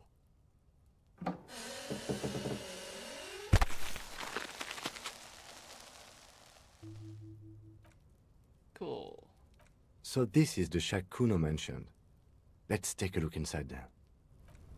Alright. What's in here? Oh, that's a pig's head. An empty tube of magnesium supplement. A cured pig's head. It looks mummified. A silver plate with traces of bone yellow powder. Be still, my beating heart. It's amphetamine, Sweet amphetamine. Oh shit. No, I'm not gonna do The drugs. lieutenant isn't studying the powder in the mirror. He's studying you. Oh shit. There's a good vague way to ask where he stands on drug use. Professionally, I mean.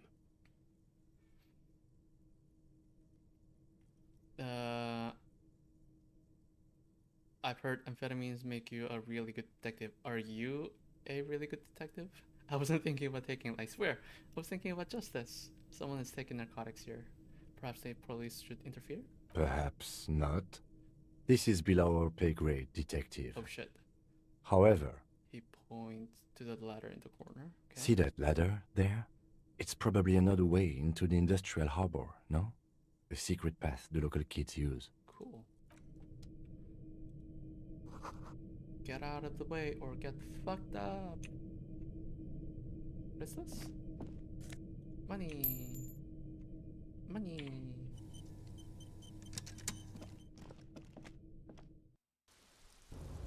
Oh shit.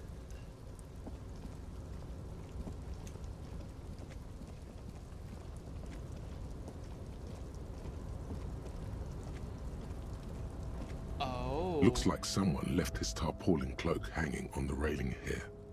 When the wind ruffles the cloak, you can most definitely see a white rectangle on its back. It's a cop's cloak? Yes, it's probably yours. It bears the RCM insignia, and you have a habit of being careless with your equipment. Yeah. You could probably make the jump. You look like you've done some track and field in your day. Oh no. Very low. Go for the cloak. Look around.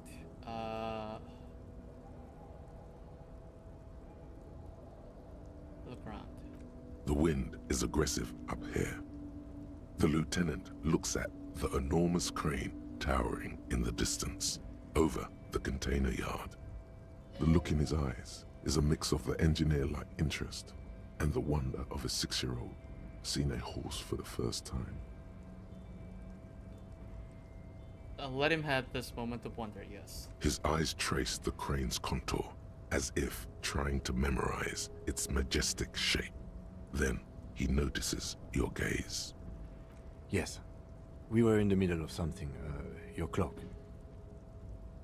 Everything's good. The cloak? I do think it's yours, yes. As to whether you should go for it? Well, it doesn't seem too dangerous. 2-meter stops. Whenever you're ready to do it, I'll be right behind you. The cloak looks like a bag of goodies floating in the wind.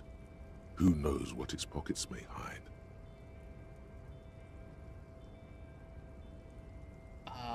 Do I want... Yeah, not right now. I don't think that's a good idea.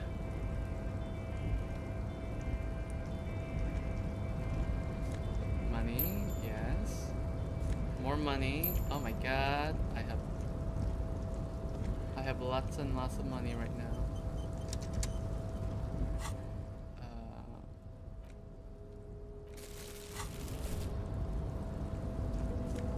Bottles.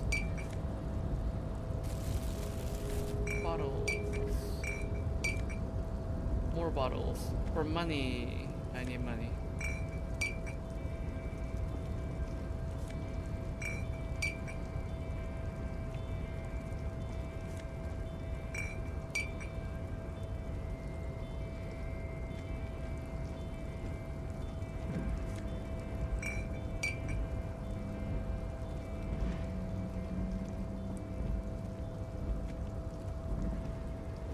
What is this?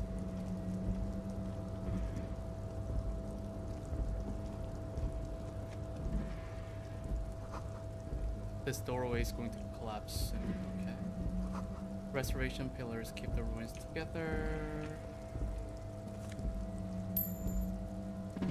Bucket. Okay.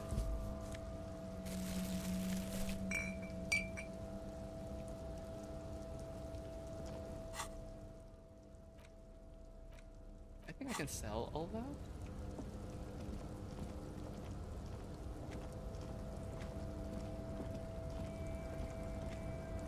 So I can't. Oh, I need to go up.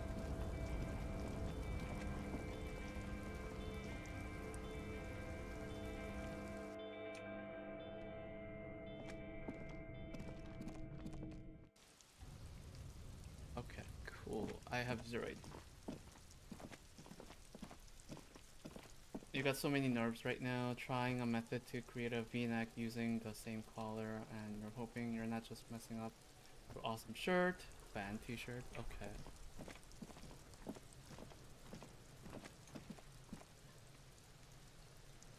Hope that works out.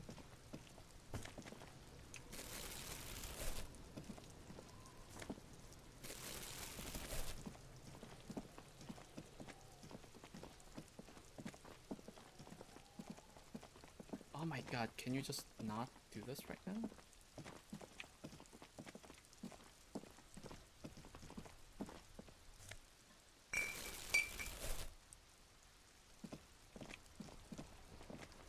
The dented yellow mailbox greets you with its graffito and... Whatever, I don't care.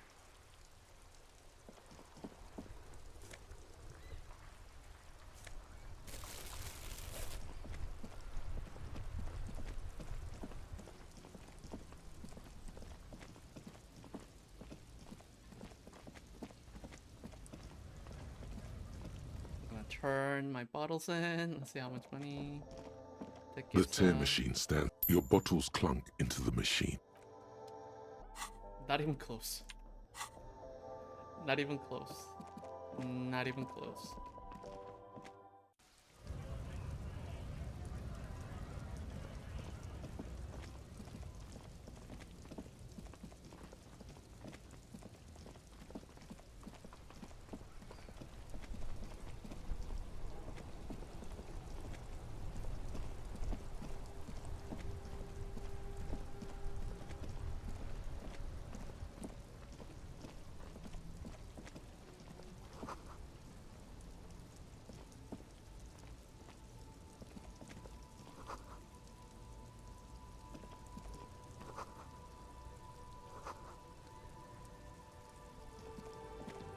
You see a Samaran street vendor surrounded by a motley assemblage of goods.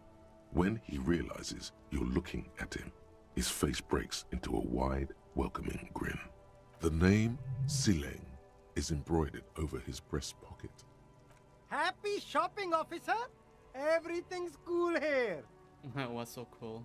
Everything's cool. The goods are cool, the customers are cool, the place is cool. And one more thing, officer, you're very cool. Bang, bang, bang, bang! What the fuck? You're right, officer. 100%. No playing around then. Strictly business. Maybe I can interest you in some premium menswear instead. What kind of stuff are you selling? Only the coolest goods in Revachol. I've got sneakers, speakers, extremely comfy pants too. Try them on right here. No shame, only freedom. Whatever. Anything for you. You mean these delicious pre-packaged shelf-stable meal kits? Really easy to cook, no hassle, really cheap too. Buy some, try them out. No hassle. There's a little of a hassle here, it appears. A moral hassle.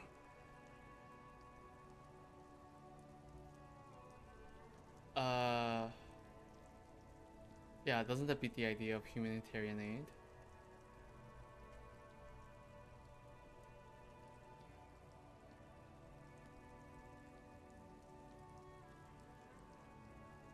Yeah, I think one said not for resale on the packaging. No problem here, officer. I get all this from one of my suppliers, an extremely reputable guy. Yeah, does your supplier drive that human auxiliary over there? What? A convincing performance. Bravo. Look, officer, I'm just a retailer. You'd have to talk to my supplier if you got questions about the supply chain. That's how the game works. Interesting. Okay. We'll need more if we're going to pin this one down. he thinks. Good questions, though. Sharp eyes, officer. It's for show, my liege. He knows you need more than this to bust this guy. Later, perhaps. Where are you from?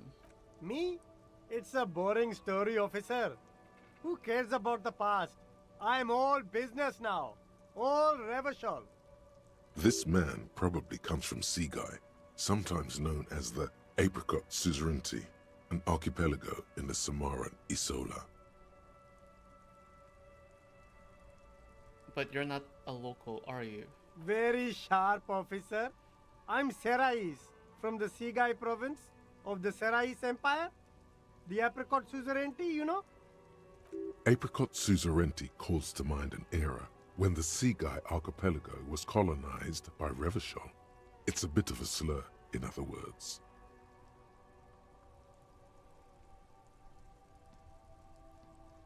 Very cool. I admire your awareness of our intertwined histories. It's super nice of you to apologize for colonialism, but the Apricot Suzerainty is a shithole. That's why I left. Is that supposed to be some kind of like a derivation of Indian accent?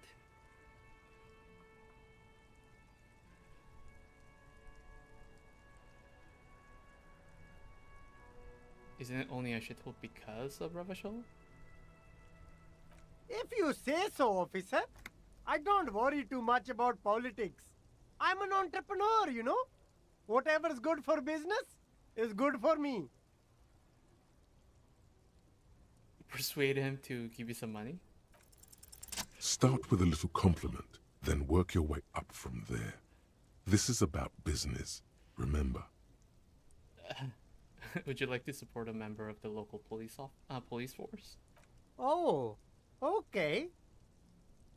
But why, officer? Think of it as an investment.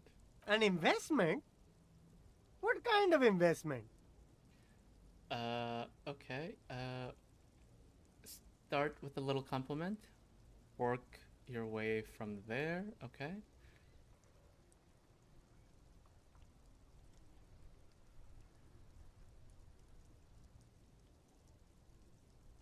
It's an investment in me, a highly experimental human being. My risk-reward ratio is insane.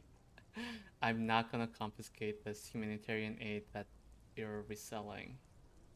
I'm asking for a bribe? Is that it? I'm a policeman. It's an investment in good relations with the RCM. It's an investment in your customer base. Gotta prime the pump up. Gotta prime the pump, man. Ha! That! You drive a hard bargain, officer. I respect that. Okay. What's it going to cost me? Be reasonable. 10 real. Sounds like a fair deal all around. Corruption. Oh fuck, he doesn't approve. It's just like bus or seagull. A kid watching out of a window describing things going by. He doesn't like it too much, but what do you do? Oh shit. Oh shit, he doesn't approve. Fuck.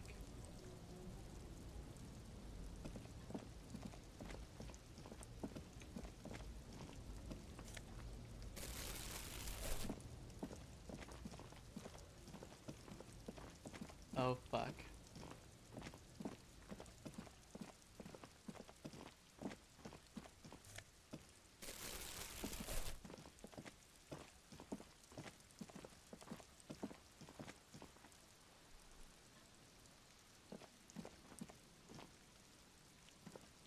The crumpled Samaran, Yeah, the lieutenant. That's fine, that's fine. I've done this last time. A rusting. This panel usually closes.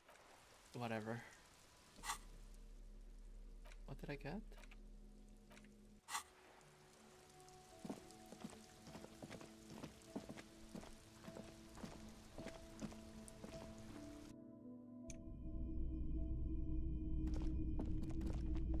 Wow, a very large red t-shirt with an impressive print stands out from the other garb. Oh yeah? Oh yeah, the print depicts a muscled man striding toward you, a giant sword in each hand, encircled by burning embers. Behind him, is a cluster of cabins engulfed in flames. Beneath him are the words, Heimdall burning. The antlers on the hood of the man's cloak and his piercing blue eyes are familiar. The antlers on the hood of the man's cloak and his piercing blue eyes are familiar. What the fuck? I made Kim sad. I know. I know.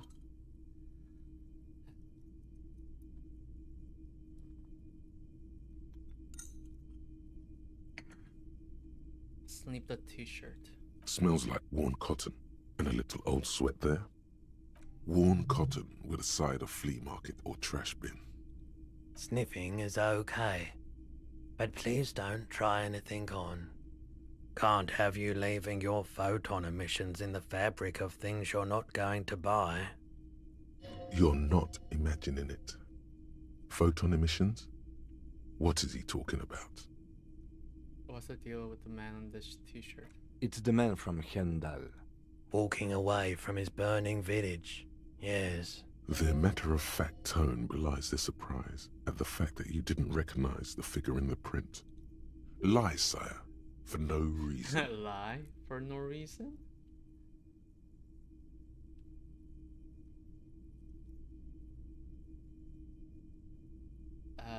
Yeah. That's very sad, man. Then you missed out on some pretty well executed, albeit repetitive, adventure literature. The man from Yelmdale is the hero of a series of popular books based on a fictional version of Kotla, mostly what is nowadays Arda NFD. In fact, most people don't think that man from Yelmdale ever really existed, but they are wrong. Heimdall isn't a real place. Neither is the man a real man, of course. But both the man and Heimdall are an ontological necessity. But hey, it's not worth getting into an argument about. Wow. What? What did you mean the man from Heimdall was real? I mean, even if the man from Heimdall didn't exist before the adventure novels, the stories have made it so that he has. It's simple, really. Huh? Okay. You sound skeptical. It's not that complicated. All that's required is a more robust understanding of cause and effect. Besides, I've been to Kotla, though not quite as far north as the Heimdall, and watched northern lights travel across the sky. Very unique, energetic tides there. His theory isn't exactly incoherent, but its logic does suggest some unusual neural activity. Interesting. Very, very unique energies indeed. Geomagnetic ley lines, one might even say. How much are you selling the t-shirt for? 2 real. That's dirt cheap. Couldn't you just give it to me for free then? But why?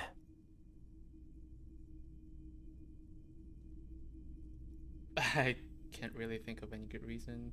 I'm a broke cop without a cent to my name. Perhaps I could repay you in some other... I deal in goods, not services. Oh, damn. Ah, damn. Ah, dang it.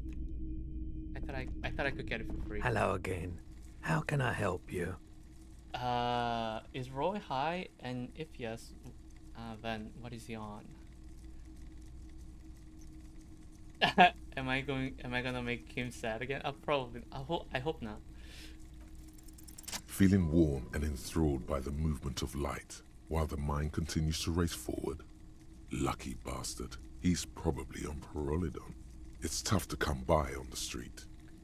Pyrrolidon? A drug developed by the military to treat and prevent radiation sickness. It has psychedelic side effects, and it makes your eyes turn yellow. Is it just me, or is it really warm in here? Could you take off your sunglasses? I'd like to check your eyes. So where does a man get Pyrrolidon these days? Straight to the point? Should I just go straight to the point? How would I know? He takes a step back, studying you. How would I know? There's a note of indignation in his voice. Interesting. I'm a chill out cop who just wants some of what you're having. No judgment. I've had to take it. You know, since the People's Pile cleanup. I was with the Emergency Relief Brigade. He's taken it for mental and emotional, not physical pain these days. People's Pile? A bad idea. Some poor leftist built a particle decay generator in hopes of bringing affordable electricity to underserved communities. It malfunctioned. Radioactive waste everywhere. Probably some of it in you too.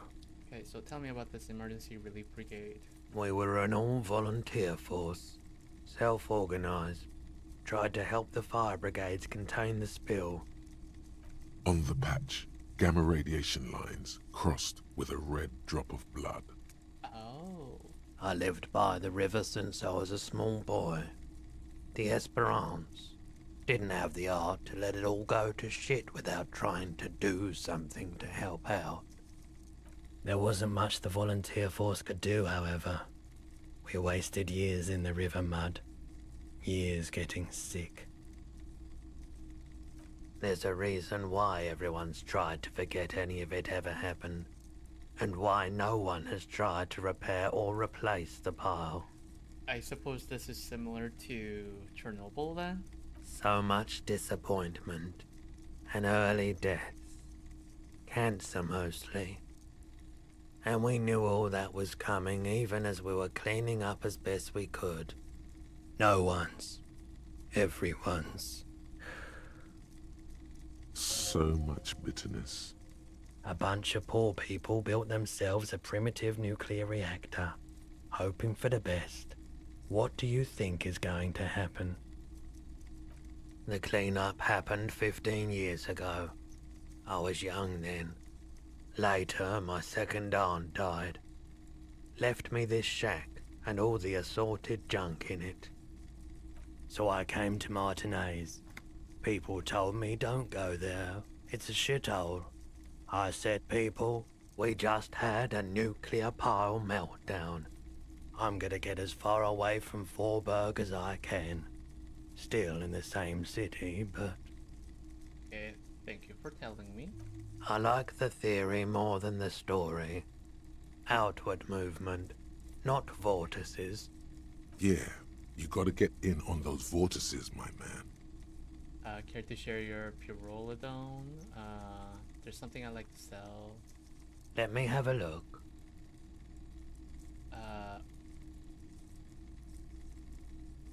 I'll check my pockets. Anything else you're thinking of selling?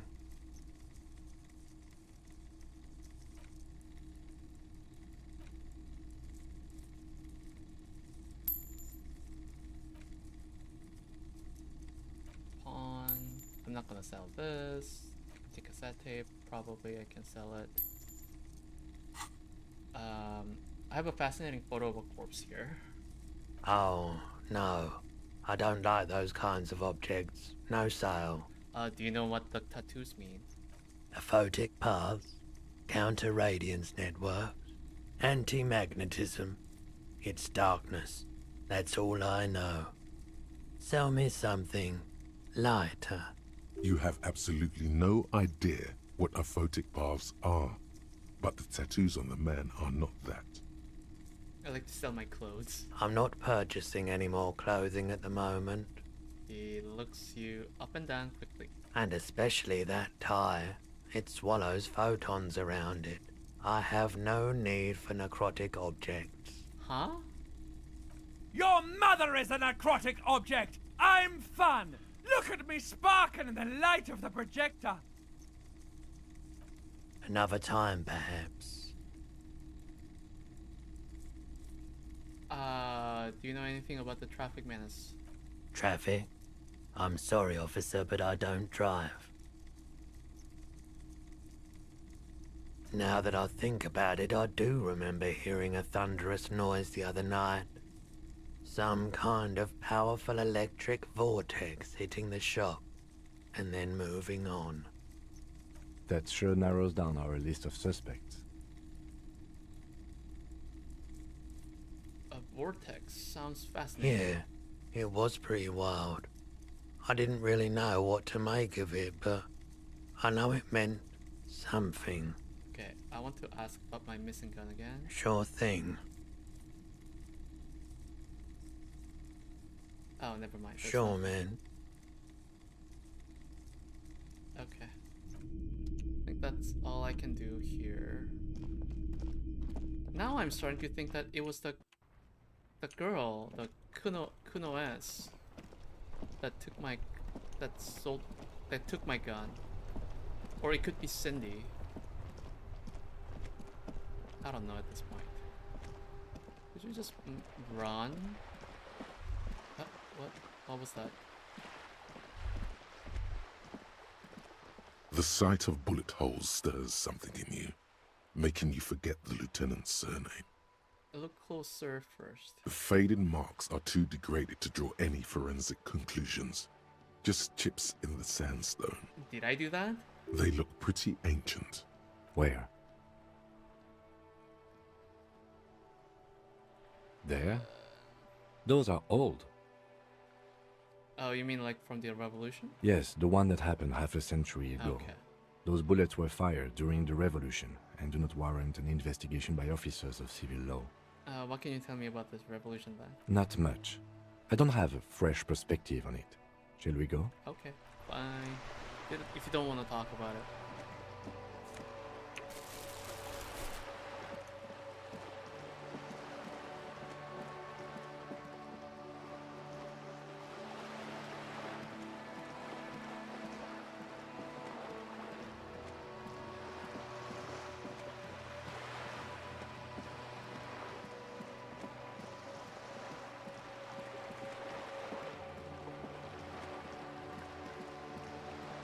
No more bottles? Oh, there we go. Oh no.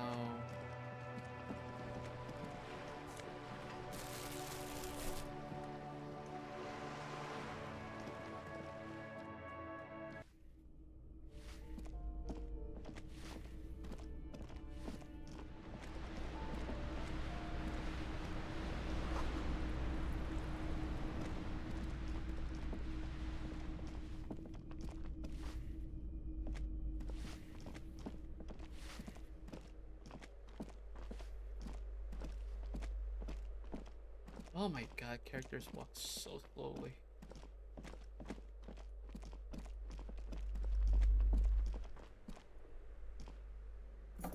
What is this? Why did I not interact last time?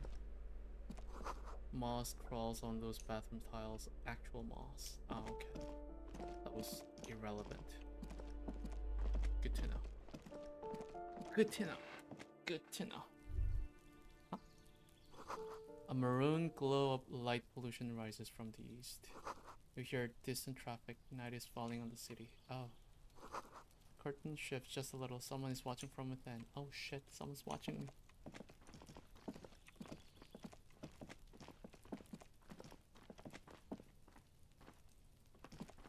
Oh shit. Someone's spying on me.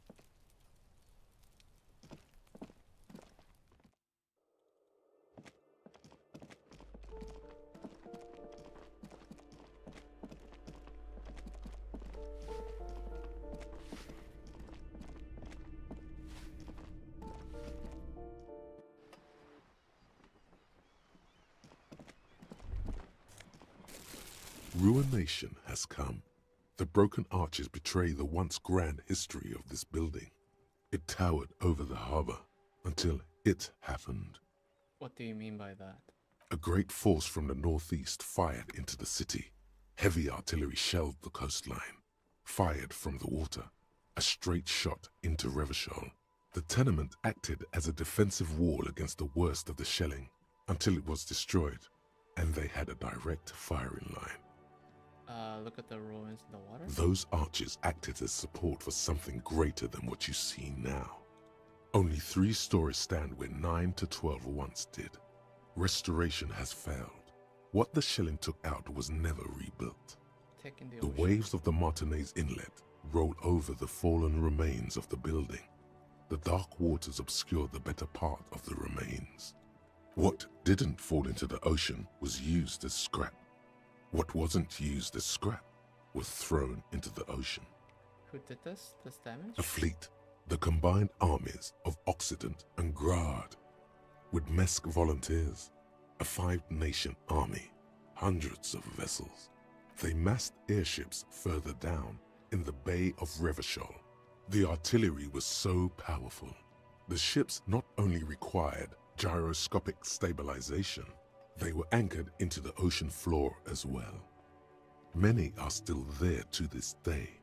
If you squint, you can just barely see the shadow on the water, far in the northeast. Cannons still ready to placate Revachol. Do you know who shelled our city? The Coalition. But that was a long time ago. I think we should move on. It's chilly up here. He does not like talking politics of this kind. Alright, I will not talk about it.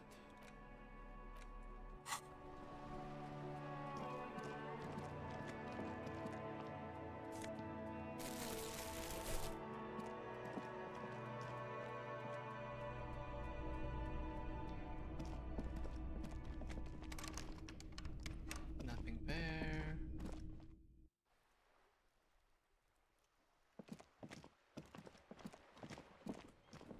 Okay.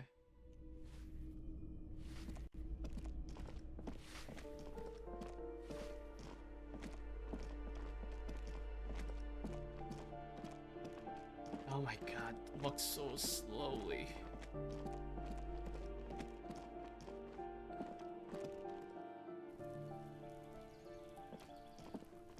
Is there any more like bottles that I can take? Hi kid, can I talk to this kid again? No? Trying to sneak up on me again? Trying to snuff me out? Get away, pig! That was pointless. Fuck. Ah.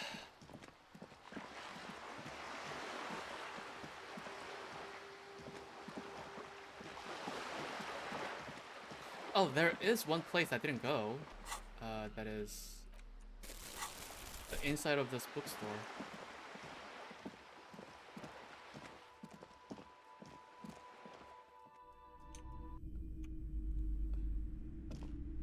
Welcome to Crime, Romance, and Biographies of Famous People. My name is Plaisance. The clerk extends a greeting. Be welcome, and please take responsibility for the energy you bring into this space. Before we go on, you seem to be well off enough. Can you give me some money? I feel there won't be an opportune moment to ask later. I'm not gonna do that. I am the proudest owner of our little shop of culture. Her voice is high-pitched, as if to give it more penetration. She has fine-tuned her voice to find the most welcoming approach for attracting new customers. It doesn't work. Your daughter is the one standing outside the store. Annette, yes, my daughter. I hope she wasn't slacking off again with her nose in science fiction. Tell me, was she at her post doing her job like a proper girl? Yes, of course. Wonderful. Did you talk to her? Yes. Great. On a scale of 1 to 10, how compelled were you to buy books after talking with her? Oh my god. Her opinion of her daughter depends on how well she lured you into the store. 10. She's certainly very polite and helpful. My precious, her dedication brings joy to my heart. If you have children, I hope they turn out as great as my Annette. She's not the greatest mom. The way you're handling her strikes me as wrong. Yeah. Quite the tripper. She's a great value add. Here dismantle the free market and abolish child labor.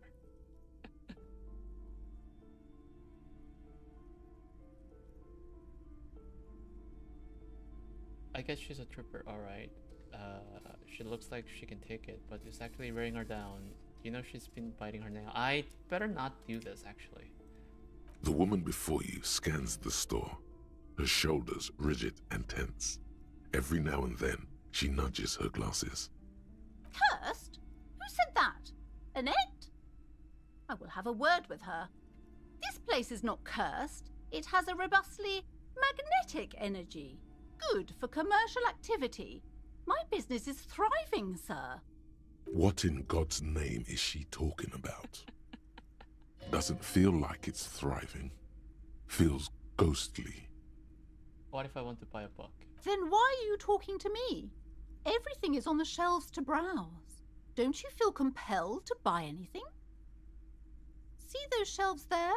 Go. Be drawn. What type of books do you have? Everything is on the shelves. Take a look yourself. The shelves compel you, don't they?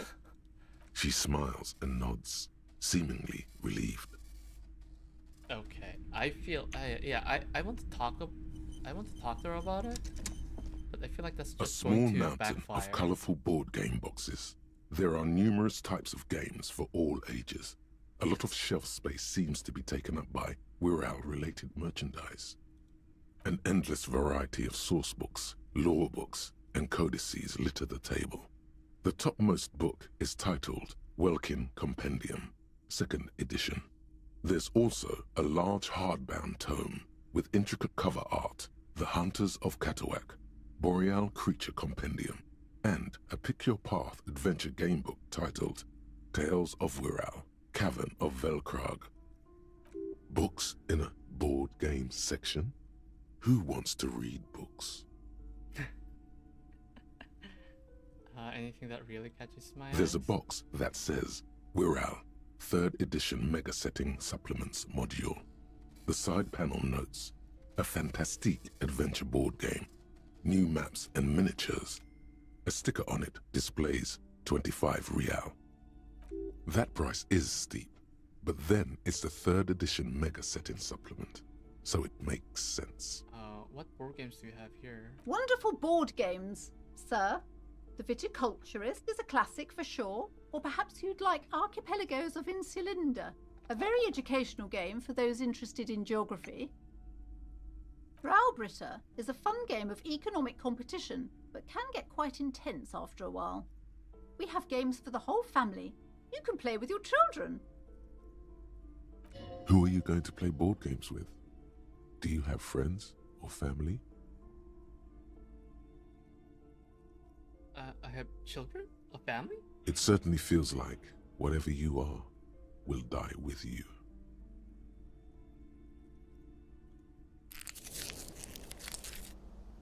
I feel like this guy definitely has a I think she has a daughter, and he's divorced.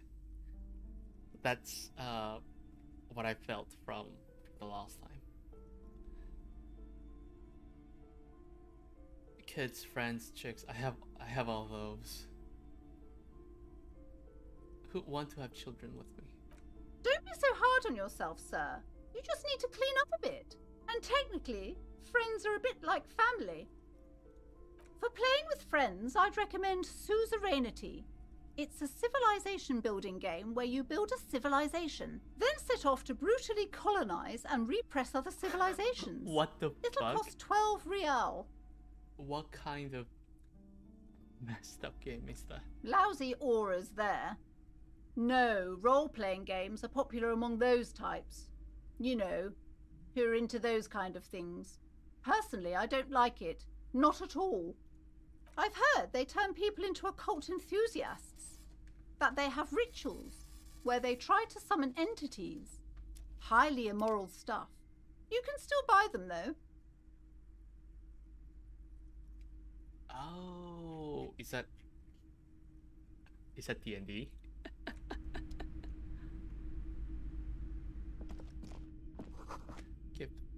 Gift books and molten candy. The display rack is brimming with worn paperbacks featuring an extremely muscular, sword-wielding barbarian on the cover. Nearly all the titles contain the word Hyamdal somewhere. Rows and rows of Hyamdala men blur your vision. You make out some titles. Man from Heimdall and the Mammoth Riders. Man from Heimdall, Return to Heimdall. And the solipsistic Man from Heimdall and the Heimdall Man. What the fuck? Maybe 100. Man from Heimdall and the sages at the Oh my end of the world. Man from Heimdall and the false god. Man from Heimdall and the scorched earth. Man from Heimdall, the Heimdall colonies. Man from Heimdall and the swamp beast. Man from Heimdall and the snow crabs. Is that all? Not even close. Man from Heimdall in hell.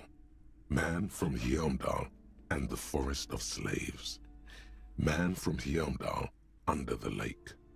Man from Heimdall, Heimdall burning. What the fuck? There's even The Trial of Death, a pastoral combat game book set in the world of Heimdall Man, and so much more. Do any of the books call out to me? A twinge at the back of your head makes you flinch. Your eye starts twitching. What is it? Your hand reaches toward a book with glossy cover art of the very muscular Man from Heimdall in chains, kneeling in front of a staircase leading to a throne. A woman sits on the throne, leering at the man. She's laughing at him, belittling him. Okay. Between the throne and the Heimdall Man lies a bonfire, casting shadows on the wall. The shadow of the woman's headdress looks like a pair of devil horns. The title reads, Man from Heimdall and the Devil Woman. Aren't all women devil women? The display rack before you is burdened under piles of Man from Heimdall novels. Mountains of it. Heroic quantities of Heimdall. Roy's puny shirt is nothing compared to the real deal. Yeah, I'm not gonna buy any of that. Uh-huh. What is this? Sports magazine.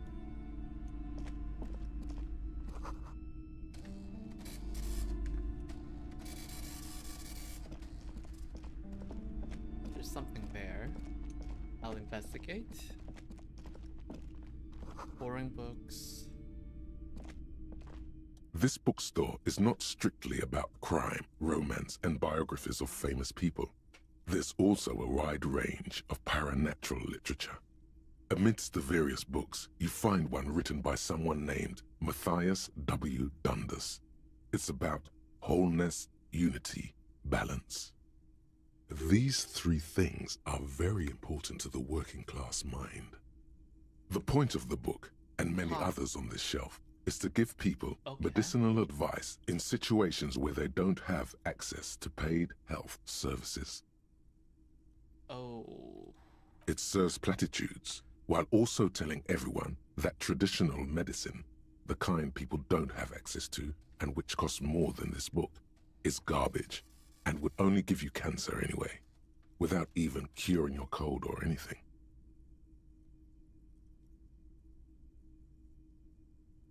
Is that a gate in your vest? Yes, it's an invest. The fuck? Where did this come from? Oh my god, that was hilarious. Wholeness, unity, balance, on the other hand, can basically That's a take good one. care of anything. Though it is important to note, I like that. when it's up to your mind to heal yourself, then it's because of your mind that you're ill in the first place. The book features chapters on topics such as how to find magnesium. It even lists plants you can harvest magnesium Just a from. random thought. How to continue drinking if you're an alcoholic who has destroyed his liver. And there's even a chapter on the ancient Seraïs tradition of using duck gallbladder preservatives to treat and prevent sexually transmitted diseases. Pre and post factum apply. Nothing worth buying. This is just mundane garbage. What's even paranatural about this? Find something truly otherworldly.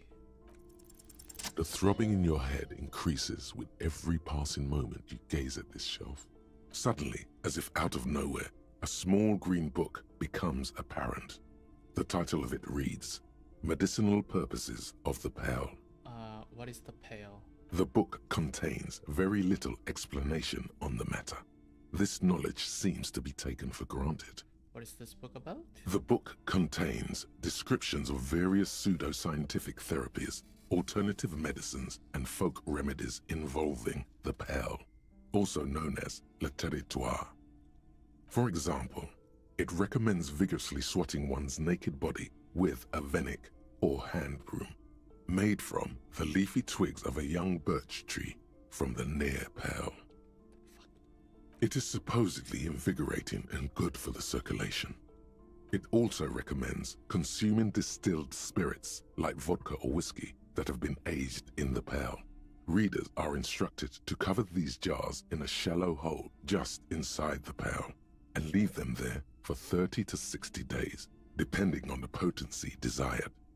Among other benefits, it is alleged to restore a damaged liver to perfect health. That's not how that works. That seems improbable. Yeah, how is that possible? I should probably get my hands on some of that. What else is in there? For general health and well-being, readers are encouraged to take regular strolls through the pale, though a sidebar cautions readers to limit each stroll to less than an hour. These strolls promise to cleanse the mind of worries and the body of toxins, especially if the perambulator performs this ritual in the nude. Nudity figures prominently in a number of these prescriptions. This is exactly what you need. No. That is exactly what I don't need. There's an entire section devoted to cures for men who are struggling to perform their marital obligations. I certainly don't need that. You close the book and return it to its place on the shelf. Sir, please, no browsing in that shelf. That wisdom is not for free. I can't have you end up, like, opening a police store next door and stealing my customers. Oh no! Okay. Several maps have been attached to a bulletin board hidden inside the alcove. They're held up by small pins. The board has come loose from one corner. The maps look old and faded. Your eye catches a map of Insulinda, a map of Revachol, and a map of Martinez. Look at the map of Insolent. This large map displays archipelagos. You see a constellation of small dots on the light blue emptiness of the Insulindic Ocean. The largest in the northeast is La Caillou. You are here. Another far away in the southwest, Seminese Islands, Ile de Fantôme. Are the tattoos related to this? Ozon, Laurentide, Face à la Mer, Archipelagos, North Arcade Islands, all just specks of dust on the vastness of the Insulindic. On the edges of the map, the color fades into a blur of dotted lines, black and white, disintegrating into mathematics. In the northeast, a dust mite stands on the north coast of Caillou, in a bookstore. It's you. Can you see cities on the islands? You can, on Caillou, Revachol, a single black star, on Ozon, Fondelier, and Vilmandu, on Archipelagos, Croyan Moran, Villiers, on Seminine, Olduvai, and on Laurentide, Deora of the Seven Seas. Lost little pearls of light, tiny fires in the dark. What was so significant about Phantom Islands?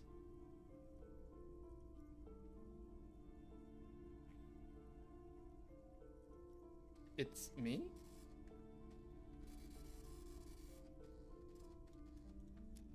$850 million people live on these little dots, an oceanic world of culture and commerce torn apart by history.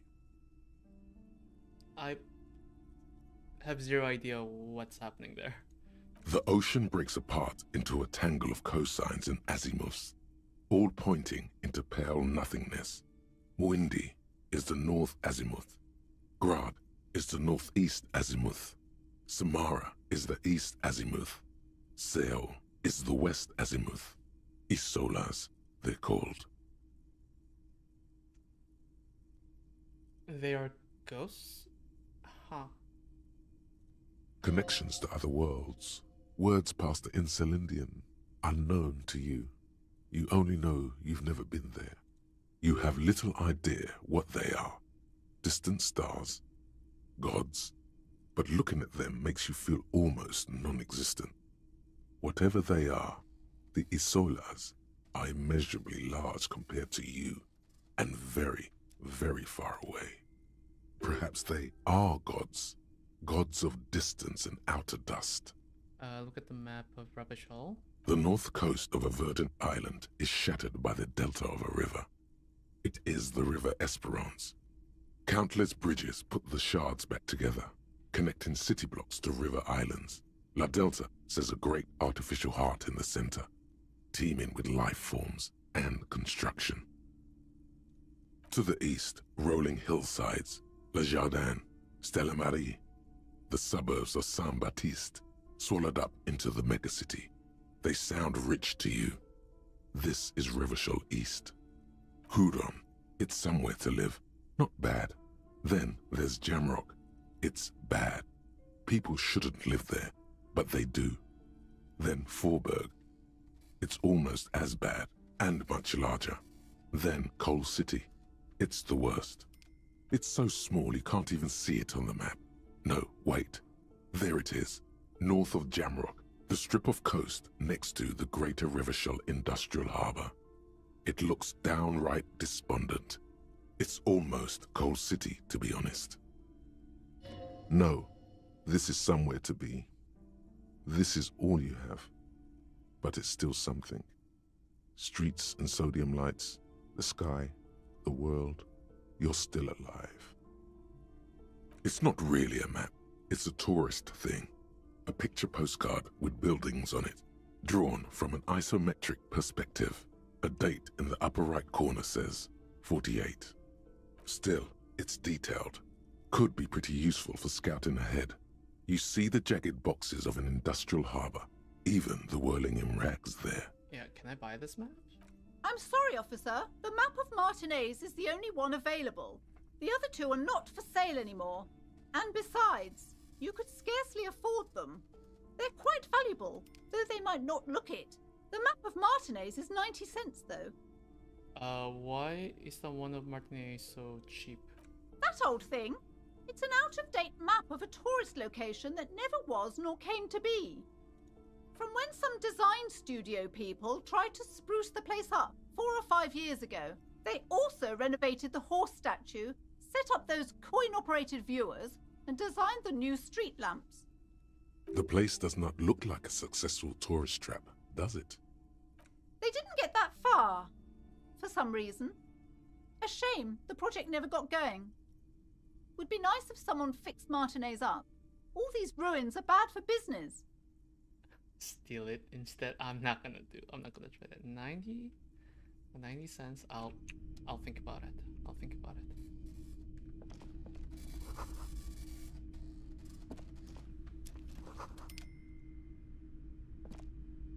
The plaque on the shelf reads, Biographies of Famous People. You see a large variety of names, none of which ring a bell. Browsing through all the books with all their names makes your head spin. None of these seem important or relevant. It's all just vapid egoism. Suddenly, a particularly odd title catches your eye. It reads, High Speed Love, the tragic true love story of Jacob Irv and Alfie Delatraz, by one Cecilia Averbrook. High Speed Love chronicles the romance between two of the finest tip-top tournée racers in history. One of them is the madcap driver, Jacob Irv. His blonde mane graces the cover. Next to Irv's life story, you see a slim biography of an Occidental rock star called the Anti-Star. He's famous for shooting morphine into one of his eyeballs and cocaine into the other. Shooting morphine into one of his eyeballs and cocaine into the other? What the f... Next to that, Revacholian radio personality Guillaume Bevy stands in front of a run-down drug den. He's a permanent fixture, on Channel 8, reporting on real-life crime and ruining cops' days. I really must insist you buy one of the books. Reading them is not for free. Do still browse, though, but not too long. She understands she has erred against the customer and immediately corrects course. I'm sorry, I did not mean to rush you. You are browsing. Go ahead. Take your time. Time is commerce. I would say...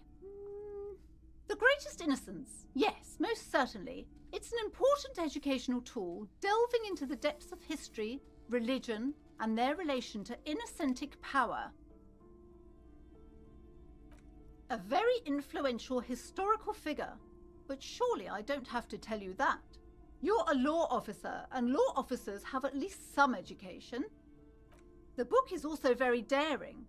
The author aims to re-examine the universal understandings of the innocentic system, creating a fresh vantage point and a shift in the tired order of things. I thought it was about which of these innocences is the coolest or greatest. So you recommend it? Certainly. It's prudent for a person to have at least an elementary understanding of history and society. Imagine the chaos we'd be in otherwise. You feel like you should get this one. Definitely.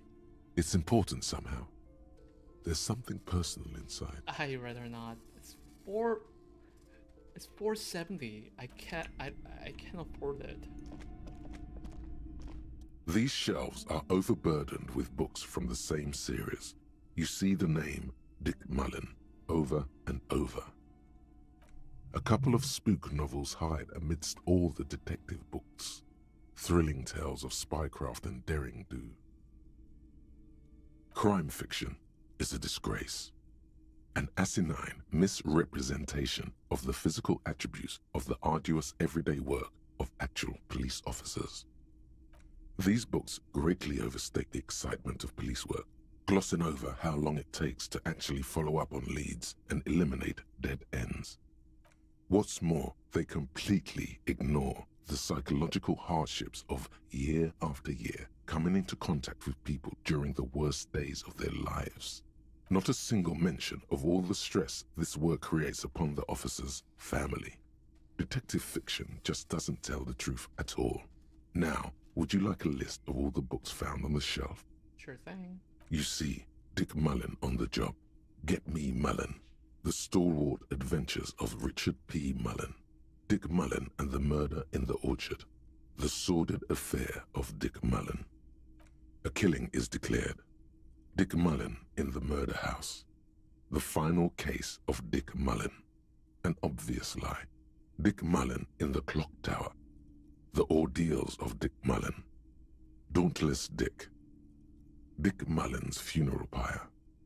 The Murder of Dick Mullen. Dauntless Dick? What the fuck? Dick Mullen dies? Oh no. Turns out he faked it to solve a case. Oh. Yes, there's also The Dame Who Did It. Farewell, My Mullen. Faking death seems to be a common trope in the Mullen series. The morbid tales of Dick Mullen. A dark tide turns. Tragedy calls for Dick Mullen. Another one with fake death. And, of course, Dick Mullen, the murderer. In order to catch a murderer, Dick Mullen must become the murderer. After all this, you still haven't found the answer to the one question that matters. Who is Dick Mullen? Your attempt to grasp at the answer fails.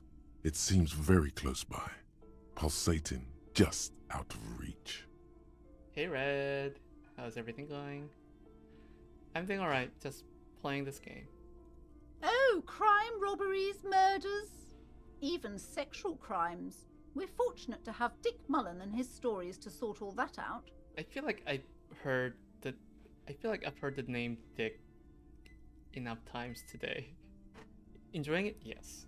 Greatly. You're a police officer, apparently. You should buy all of these. They really do teach a person how to be a proper detective. Oh shit. Okay. Now I'll investigate this door. You see a set of tattered curtains blocking the way to another room. A strange cage-like trinket dangles from the curtains. Excuse me, officer. The back room is strictly for employees only.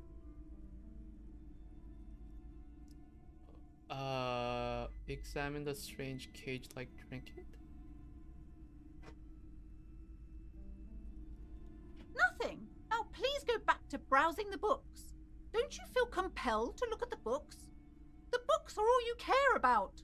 She speaks almost as if she's trying to put a spell on you, urging you to buy more books.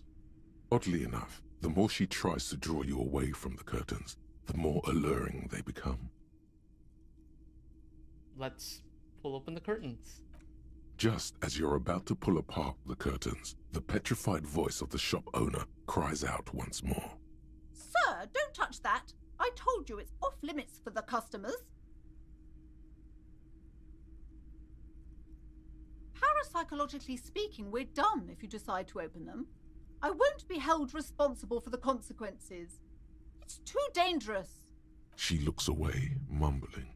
Why is everyone always messing with the curtains? Why can't they just buy books like normal people? This is about the curse. That's why you're afraid. Ma'am, this is different. I'm a police officer. I need to get in there. But I sense this place calling for me. I must investigate beyond the threshold. I don't care. You can't stop me. I'll open them. Alright, I'll think about it for a while.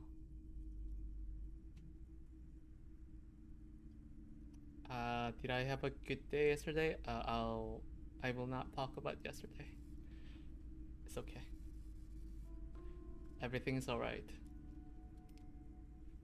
Everything's alright, but I'm not gonna talk about yesterday. I need to get in there. Why? It's not like anyone was killed there. She stops abruptly as her hand flies over her mouth, baffled by her own bluntness. I'm sorry. I don't mean to be so impolite. Just please don't go there. I can't allow that. You'll only make things worse and unleash the powers. No, it's just a storeroom for the employees, I told you. Now please step away from the curtains. But I sense this place calling for me. You do? My God, even more reasons not to mess with the curtains. Just step away, dear sir. I'm gonna open them. No! Please just talk to me, officer. Come here and let's talk this through before you decide to do anything extreme. Talking is always good. Go see what she has to say. There is something mysterious about the curtains. Be careful. You see a tattered set of curtains and a polyhedron-shaped cage-like trinket. Examine the strange cage-like trinket. You see some kind of charm, an irregular polyhedron assembled from bones, sticks, and straw. Inside, a disturbing fish head with empty eye sockets stares at you. No, it's okay. Don't worry about it. This is a traditional Seminese ward, meant to provide protection against ill luck, bad dreams, curses, and other supernatural scourges.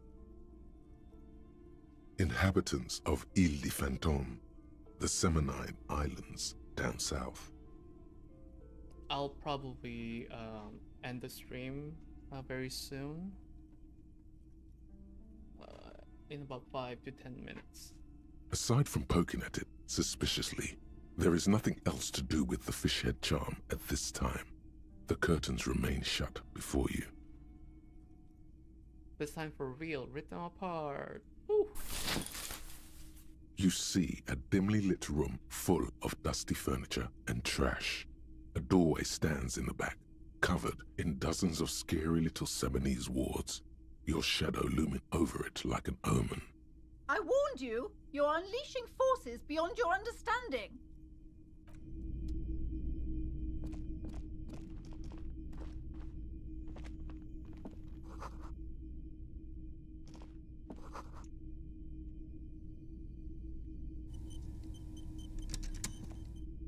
A heavy door with a missing handle stands before you, covered in dozens, if not hundreds, of Seminese trinkets and charms. It appears to be locked. Knock on the door? Only an echo. No one is there. A hollowed out dark echo.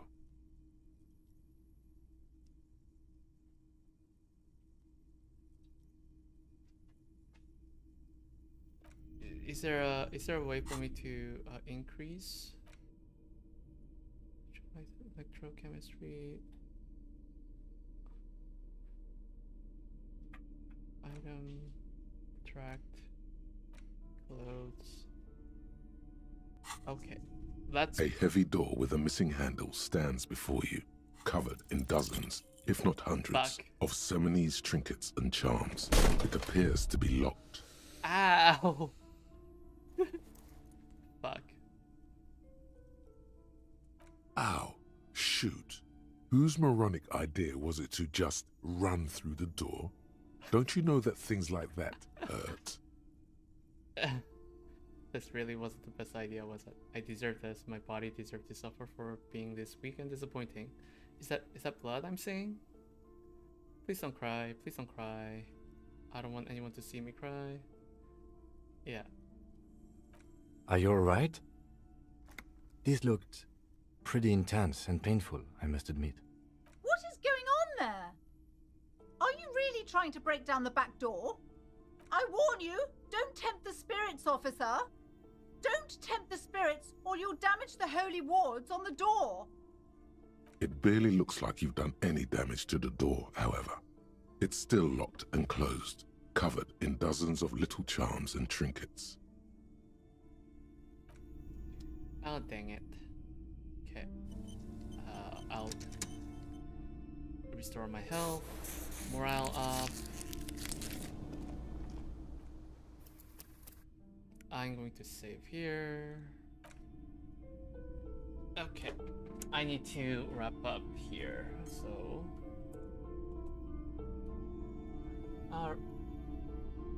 what the hell happened there?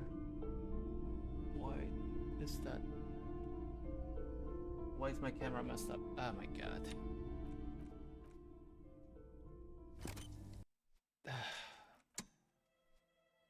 For some reason, my camera is a little...